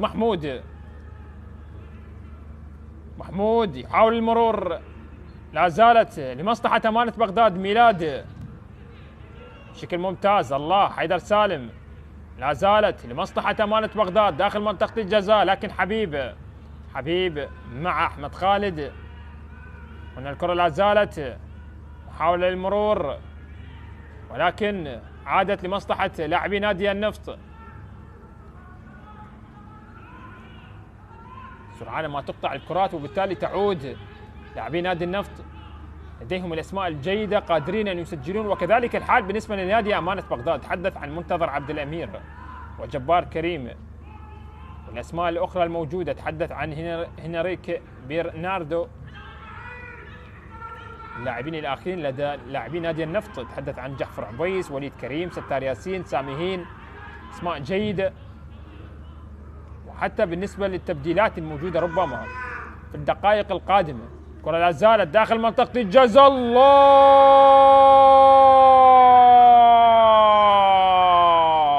جول ثاني نفطي بهذه اللحظات، جول يسجل لمصلحة نادي النفط. الله الله، سجلوا في الشوط الأول هدف التقدم، الآن يتقدمون من جديد نادي النفط بهدف ثاني. هدف ثاني يأتي لمصلحة نادي النفط عن طريق جعفر عبيس، يسجل بهذه اللحظات لمصلحة نادي النفط، لكن الله على المرور، هذه الكرة التحضير بعد ذلك الله سجلها وهد شباك مرمى نادي أمانة بغداد. نادي النفط يتقدم للمرة الثانية بهذه اللحظات. جعفر عبيس وجد نفسه أمام المرمى وضحى بأريحية في شباك مرمى نادي أمانة بغداد. جول ثاني يأتي لمصلحة نادي النفط، صارت 2-1. سجل جعفر عبيس الهدف الثاني بعد أن سجل جبار كريم الهدف الأول. الآن هدف ثاني يأتي لمصلحة نادي النفط، تغيرت نتيجة المباراة. هدف ثاني لمصلحة نادي النفط، هو جعفر عبيس نعم يسجل الهدف الثاني بهذه اللحظات في الدقيقة 60 ونصف ساعة متبقية من عمر هذا اللقاء بعد أن مرت ساعة كاملة من هذه المواجهة. هدف ثاني يسجل لمصلحة جعفر عبيس وبانتظار تأكيد الفار من المتواجدين هناك ياسر هاشم ومحمد سلمان، بانتظار التأكيد هل الهدف سليم. جعفر عبيس والهدف الثاني، جعفر عبيس يضيف هدف ثاني لمصلحة نادي النفط. كنت أتحدث أنه لدى لاعبي نادي النفط القدرة والإمكانية، يعني عطفا على الأسماء الموجودة بتشكيلة نادي النفط، وبالتالي سجل الهدف الثاني.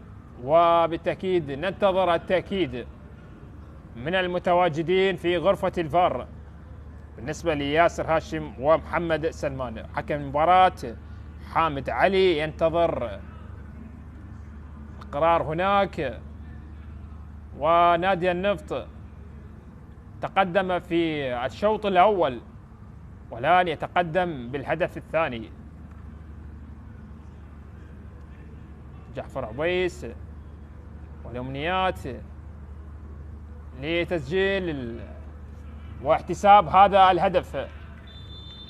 نعم إذن هدف يحتسب رسميا لمصلحة نادي النفط. جاء القرار وجاء التأكيد من المتواجدين هناك في الفار. هدف ثاني، جول ثاني يأتي لمصلحة نادي النفط عن طريق جعفر عبيس. صارت 2-1.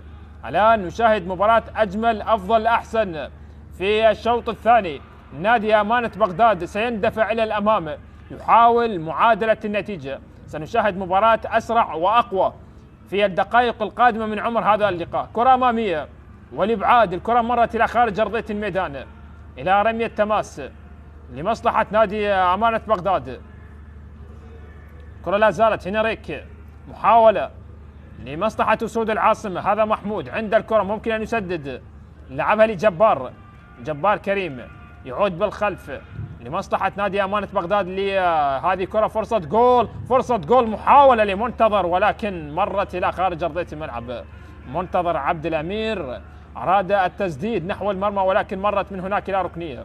ركنية بهذه اللحظات لمصلحة نادي أمانة بغداد. هذا محمود أحمد والركنية الخامسة. هذه كرة خطيرة ولكن بالراس بعاد. الكرة لا زالت، هذه محاولة داخل منطقة الجزاء، فرصة للهدف الثاني. منتظر محاولة، فرصة فيها أمل موجود لمصلحة أسود العاصمة. ممكن يعني يأتي التعديل بهذه اللحظات. الكرة لعبت على مستوى القائم الثاني ولكن الإبعاد من أحمد خالد لا زالت لمصلحة جبار كريم يحاول المرور من أمام ضغط لاعبي نادي النفط. يا سلام، لمسات 1-2، التدخل لا زال موجود. كرة لا زالت لمصلحة نادي النفط. الكرة على جهة اليسار، استلام لستار ياسين يعود بالخلف، لمسة وكرة أمامية لمصلحة القمصان البيضاء. جعفر عبيس، يا سلام، لمسة رائعة وممتازة لمصلحة ستار ياسين، والخطأ واضح والصافرة موجودة.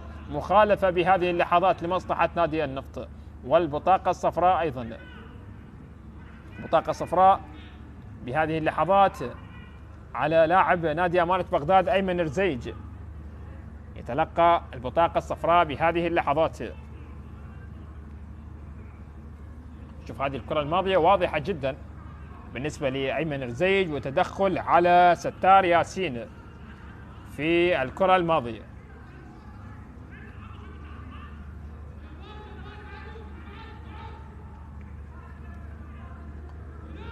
هدفين مقابل هدف.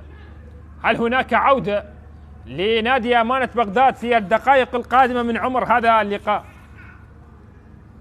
مباريات الموسم الماضي لقاء الذهاب انتهى لصالح نادي أمانة بغداد بهدف نظيف. لاحظ هذه الكرة الماضية، هذه كرة الهدف الثاني لمصلحة نادي النفط. لاحظ هنا التحضير ستار ياسين، وهنا جعفر عبيس وضعها في شباك مرمى نادي أمانة بغداد. هدفين مقابل هدف وحيد. نشاهد ونتابع الدقائق القادمة من عمر هذا اللقاء.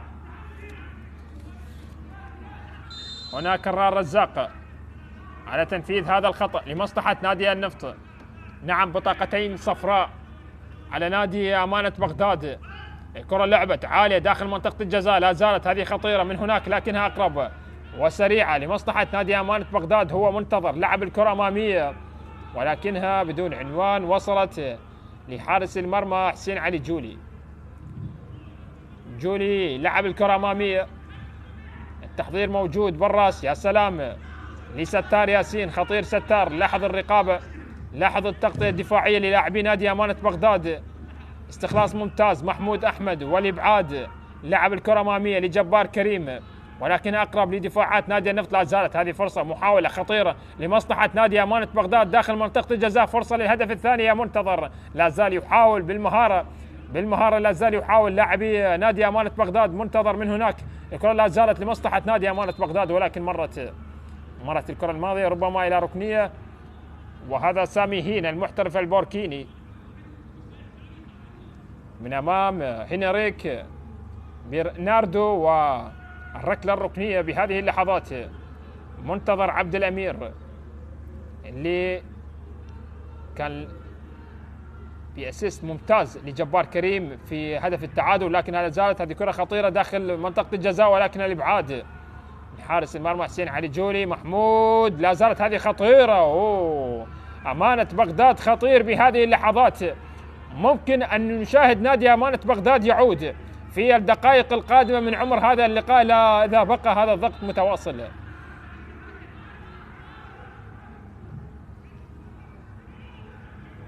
كرة لا زالت لمصلحة نادي أمانة بغداد. هنريك لكن بشكل ممتاز ستار ياسين. كرة مرت إلى رمية جانبية، رمية تماس بهذه اللحظات.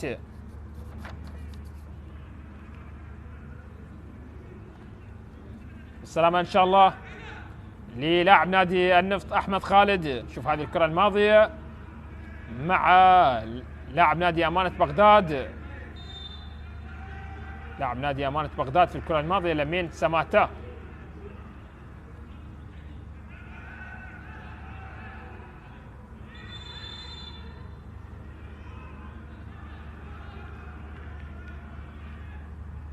كرة من جديد عادت بالخلف. أيمن رزيج لعب الكرة عالية للأمام بالراس، لا زالت من هناك. البطاقة الصفراء كانت على ستار ياسين، نعم على لاعبي نادي أمانة، على لاعبي نادي النفط. هي البطاقة الصفراء الأولى على لاعبي نادي النفط بعد بطاقتين على لاعبي نادي أمانة بغداد. كرة من جديد، يا سلام تحضير ممتاز. يا هذه كرة خطيرة، فرصة محاولة لستار ياسين على قوس الجزاء. هذه فرصة محاولة ولكن الكرة اصطدت بدفاعات نادي أمانة بغداد. لا زالت الفرصة مواتية للاعبي نادي النفط لتسجيل الهدف الثالث في هذا اللقاء. كرة من هناك على جهة اليسار، لعب الكرة عالية وللأمام. عادت من جديد، الصافرة موجودة. خطأ بهذه اللحظات لمصلحة نادي أمانة بغداد، لمصلحة جبار كريم.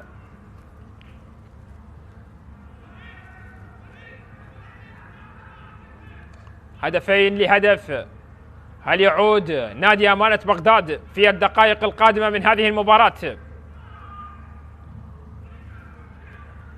في وسط الملعب اللمسة للأمام، هذه خطيرة من هناك، ولكن الدفاع أقرب والإبعاد إلى خارج أرضية الملعب إلى رمية تماس لمصلحة نادي أمانة بغداد.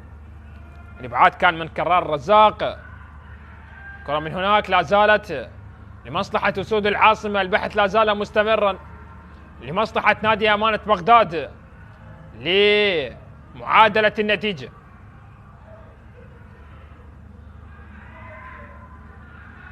أيمن رزيج، لمين ساماتا، محمود لمين ساماتا، يلف ويدور لمصلحة أمانة بغداد. لعب الكرة عالية، ولكن الإبعاد من حبيب محمد مرت إلى رمية تماس لمصلحة أمانة بغداد. يعني ماجد، وهناك تبديل بتشكيلة نادي أمانة بغداد.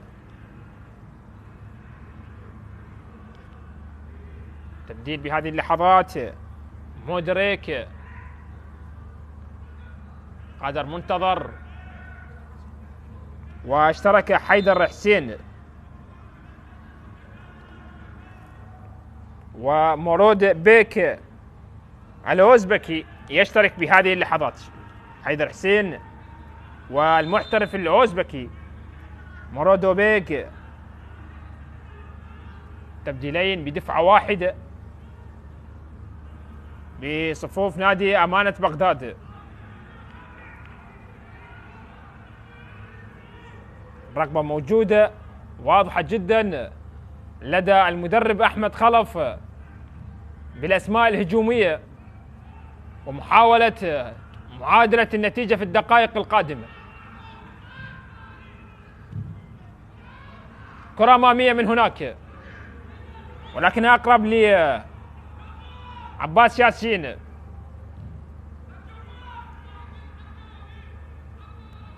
كرة لمصلحة نادي أمانة بغداد.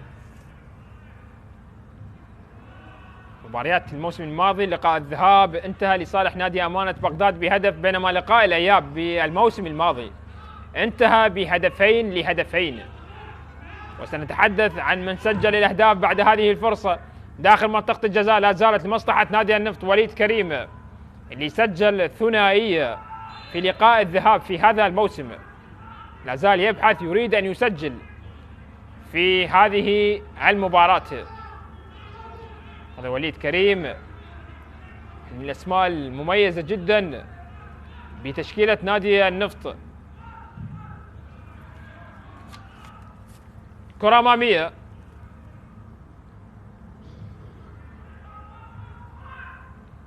بالراس لا زالت، عادت لمصلحة نادي أمانة بغداد. الكرة عادت بالخلف من جديد. البحث لا زال مستمر بالنسبة لأسود العاصمة. يلعب الكرة عالية، هذه خطيرة، هذه فرصة ممكن، هذه خطيرة، ولكن على كرة كانت بالإمكان أن تتهيأ بشكل أفضل من الأوزبكي مورود بيك، بوبو جونوف الأوزبكي. لدينا أسماء أوزبكية مميزة. تحدث عن باختيار قاسيموف الأوزبكي أيضا بتشكيلة نادي أمانة بغداد، وكذلك المحترف الأوزبكي بالنسبة لنادي أربيل، الهداف المميز يقدم مستويات مميزة حقيقة. بالنسبة لهداف الدوري شيرزود تيميروف يقدم مستويات رائعة وإضافة كبيرة للدوري العراقي في هذا الموسم. بينما هنا لدينا بطاقة صفراء، بطاقة صفراء يبدو على لاعب نادي النفط في الكرة الماضية. فاضل كريم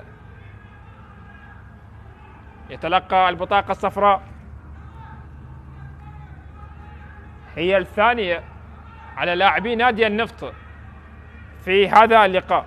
بعد أن تلقى ستار ياسين بطاقة صفراء.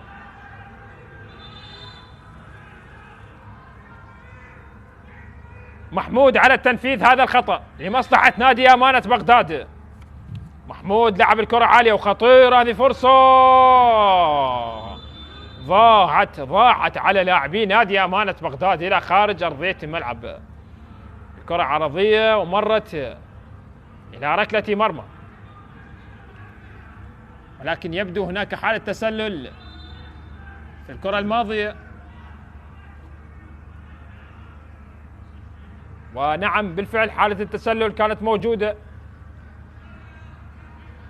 في الكرة الماضية اللي كانت لمصلحة نادي أمانة بغداد. حالة التسلل، 3 حالات تسلل على لاعبي نادي أمانة بغداد. الكرة من جديد في وسط الملعب، مرور ممتاز، هذه فرصة خطيرة لمصلحة نادي أمانة بغداد باليسار.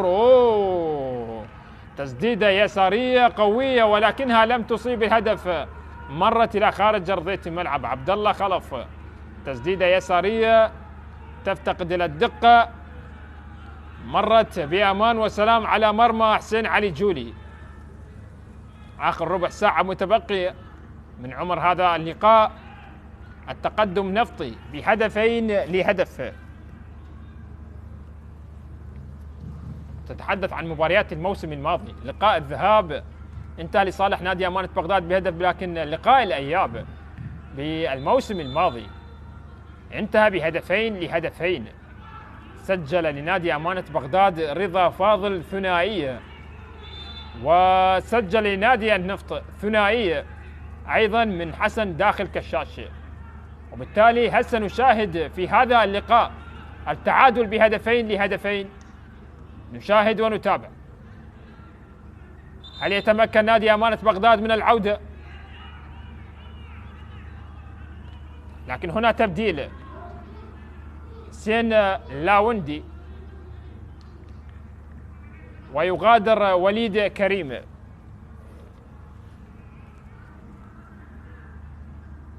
يشترك في هذه اللحظات، يغادر الكابتن وليد كريم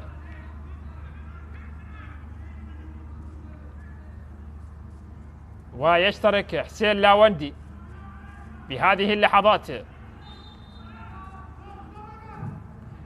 حسين عبد الله لاوند في هذه اللحظات. الكرة من جديد بالراس والإبعاد،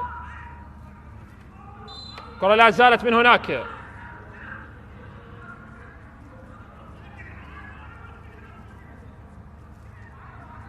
هنا صافرة، مخالفة، خطأ بهذه اللحظات لمصلحة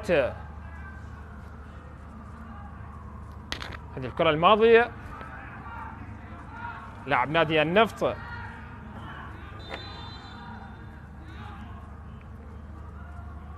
هدفين مقابل هدف وحيد لغاية الآن.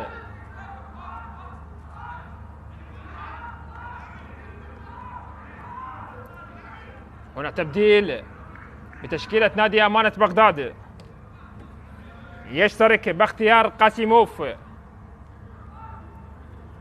ويغادر حيدر سالم، ويشترك باختيار قاسيموف. كرة من جديد للأمام،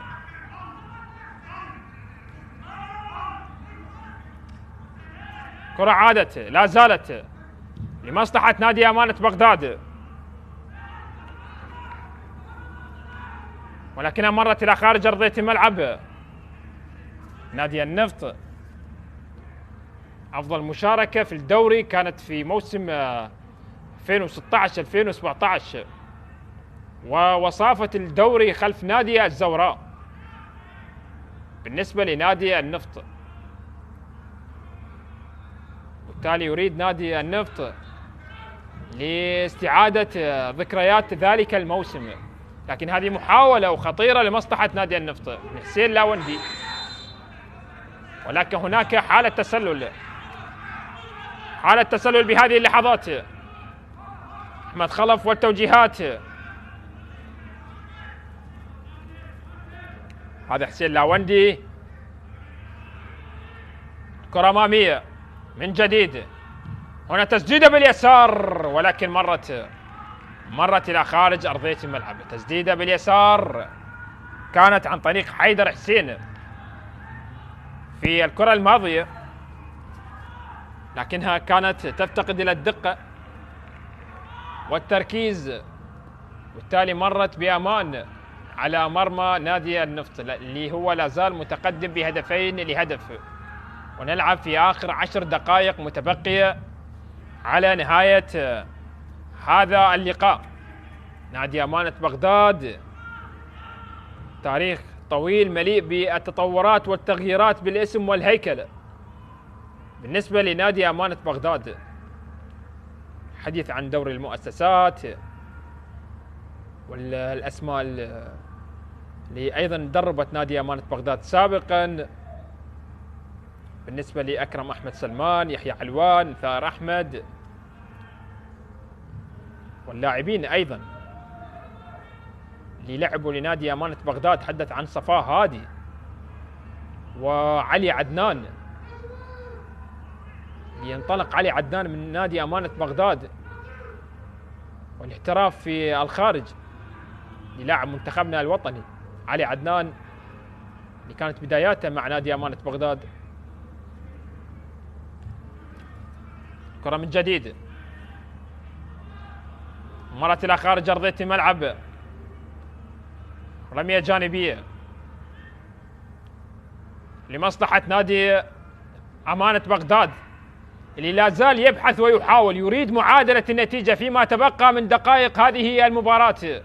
محمود عند الكرة، يعود بالخلف من جديد. جبار، أو ليس جبار، في الكرة الماضية كانت عن طريق ميلاد. كرة عالية للأمام، عادت من جديد لمصلحة نادي النفط. لعب الكرة عالية من جديد، محاولة. جعفر عبيس يحاول المرور ولكن هناك راية مرفوعة وخطأ يأتي لمصلحة نادي النفط. مصلحة نادي النفط، نادي النفط الذي تأسس في عام 79. كنت أتحدث عن نادي النفط ومشاركاته الخارجية. المستوى الخارجي وصل إلى الدور 16 في البطولة العربية، لكن هذه فرصة ومحاولة خطيرة ولكن الإبعاد والكرة مرت من هناك إلى خارج أرضية الملعب. جعفر عبيس اللي طبعا سجل الهدف الثاني لنادي النفط. لا زال نادي النفط متقدم بهدفين لهدف.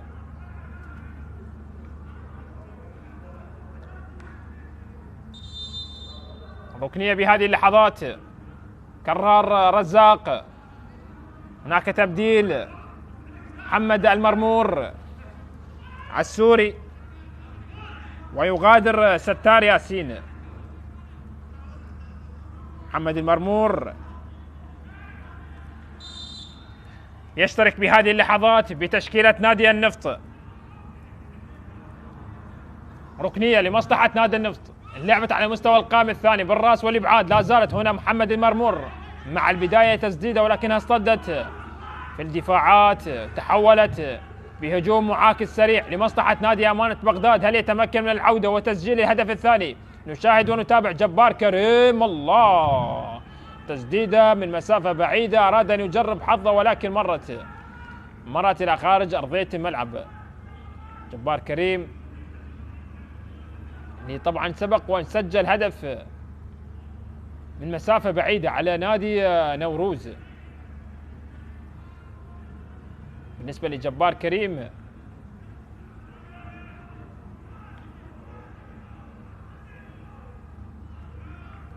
تسع تسديدات لنادي أمانة بغداد مقابل 4 لنادي النفط. كرة من جديد، عادت نفطية من هناك. البحث لا زال مستمر. نادي النفط يريد الحفاظ على هذه النتيجة والانتصار في هذه المباراة.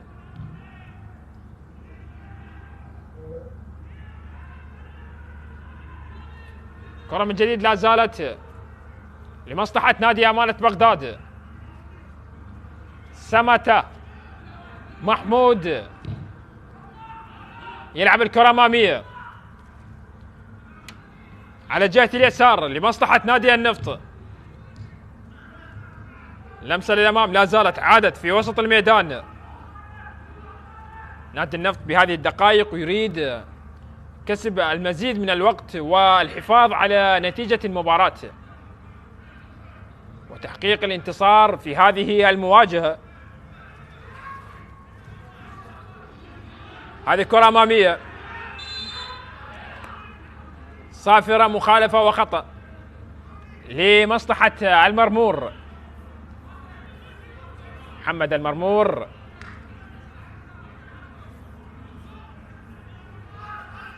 يحصل على مخالفة. المحترف السوري اللي طبعا سبق ومثل نادي النجف.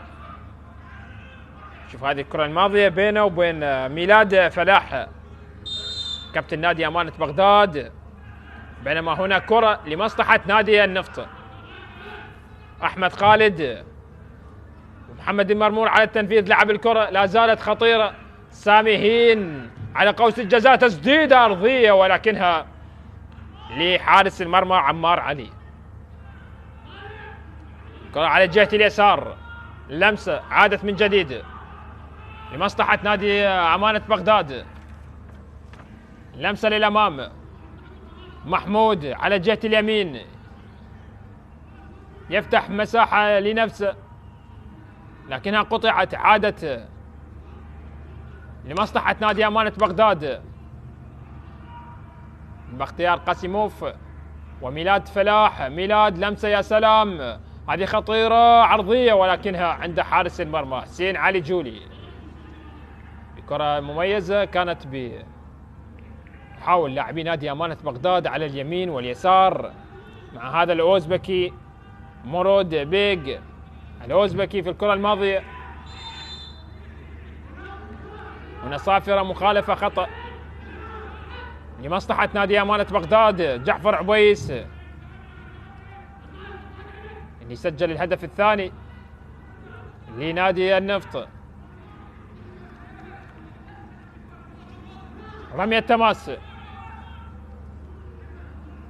توجيهات لا زالت مستمرة بالنسبة لعادل نعمة اللي سبق وان مثل ودرب نادي الحدود، بينما هنا تبديل. موسيز أمور سيشترك بهذه اللحظات ويغادر أيمن رزيج وميلاد فلاح، بينما يشترك أيضا بتشكيلة نادي أمانة بغداد بهذه اللحظات الحسن نعيم. حسن نعيم مع موسيز أمور المحترف من أنغولا،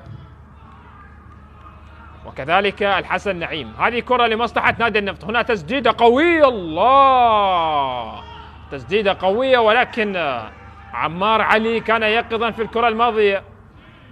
تسديدة، لاعبي نادي النفط يريدون تسجيل الهدف الثالث. كرة مرت إلى خارج أرضية الملعب.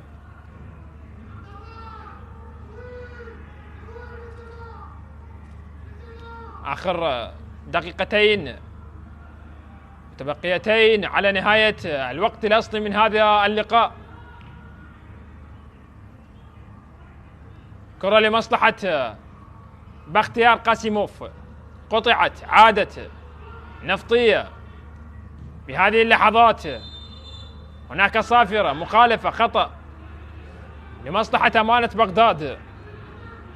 الأمانة لا زال يريد معادلة النتيجة والأمور يبدو صعبة،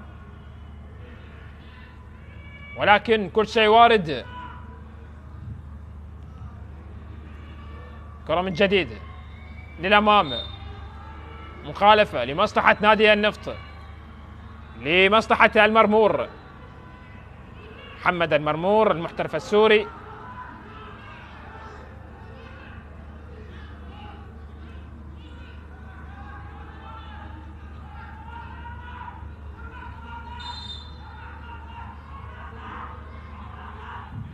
كرة لعبت عالية وللأمام، عادت من جديد للاعبي أمانة بغداد.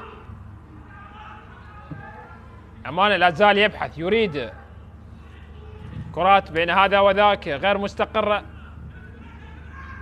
كرة مرت إلى رمية تماس لمصلحة نادي أمانة بغداد.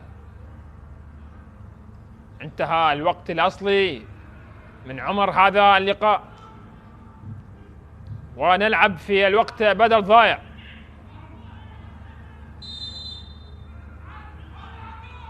بطاقة صفراء بهذه اللحظات على أحد لاعبي نادي النفط، لكن 5 دقائق. هذه كرة خطيرة، محاولة للأمام. هذه فرصة كانت لمصلحة نادي أمانة بغداد ولكنها مرت. 5 دقائق يضيفها حكم المباراة حامد علي كوقت بدل ضايع على نهاية هذا اللقاء. 5 دقائق متبقية، هل هي كافية للاعبي نادي أمانة بغداد للعودة في هذا اللقاء؟ البطاقة الصفراء على أحد لاعبي نادي النفط حسين لاوندي، هو من حصل على بطاقة صفراء في الكرة الماضية.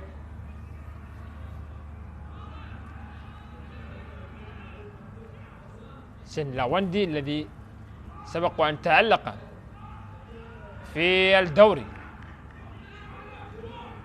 بالنسبة لحسين لاوندي، وأيضا مثل المنتخب الأولمبي. لكن هنا تبديل بتشكيلة نادي النفط. عمار غالب سيشترك بهذه اللحظات ويغادر جعفر عبيس. جعفر عبيس صاحب الهدف الثاني، شوف هذه الكرة الماضية ووضعها في شباك مرمى نادي أمانة بغداد. يغادر الآن جعفر عبيس صاحب الهدف الثاني ويشترك عمار غالب.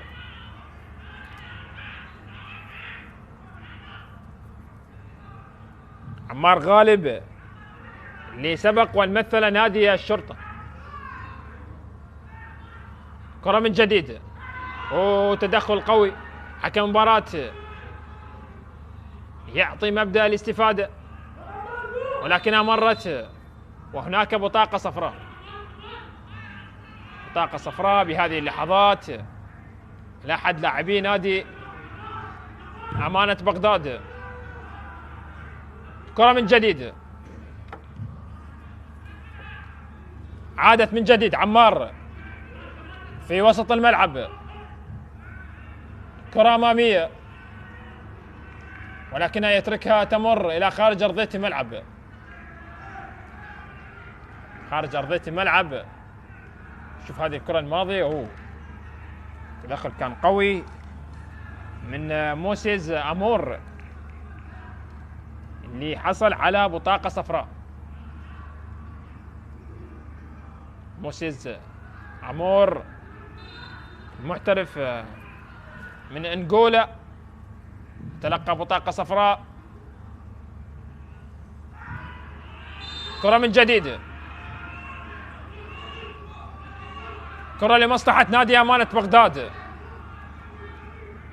نلعب في آخر دقيقة ونصف من عمر هذا اللقاء في الوقت بدل ضايع. كرة لمصلحة نادي أمانة بغداد، هذه كرة أمامية داخل منطقة الجزاء. المحاولة لا زالت مستمرة من هناك ولكنها وصلت عند جولي، وصلت لحسين علي جولي في الكرة الماضية. نادي النفط يقترب من تحقيق الانتصار في هذا اللقاء.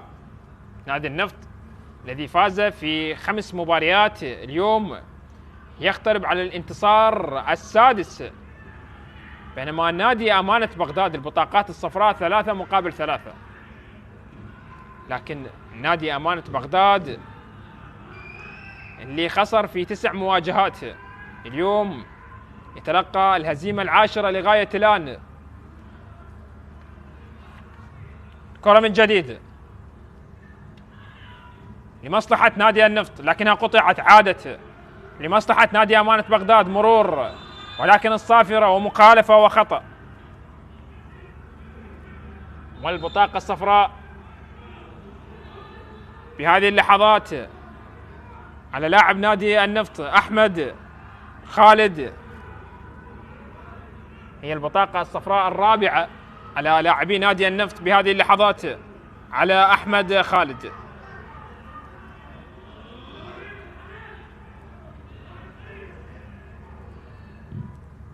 كرة عالية داخل منطقة الجزاء، هذه محاولة ولكن الإبعاد من حارس المرمى جولي. المحاولة لا زالت مستمرة. إذن أيها الأحبة مشاهدينا في كل مكان، تأتي صافرة الحكم حامد علي معلنة عن نهاية هذا اللقاء بانتصار نادي النفط بهدفين مقابل هدف لنادي أمانة بغداد. أيها الأحبة إن شاء الله نلتقي في مواجهات قادمة. إلى اللقاء.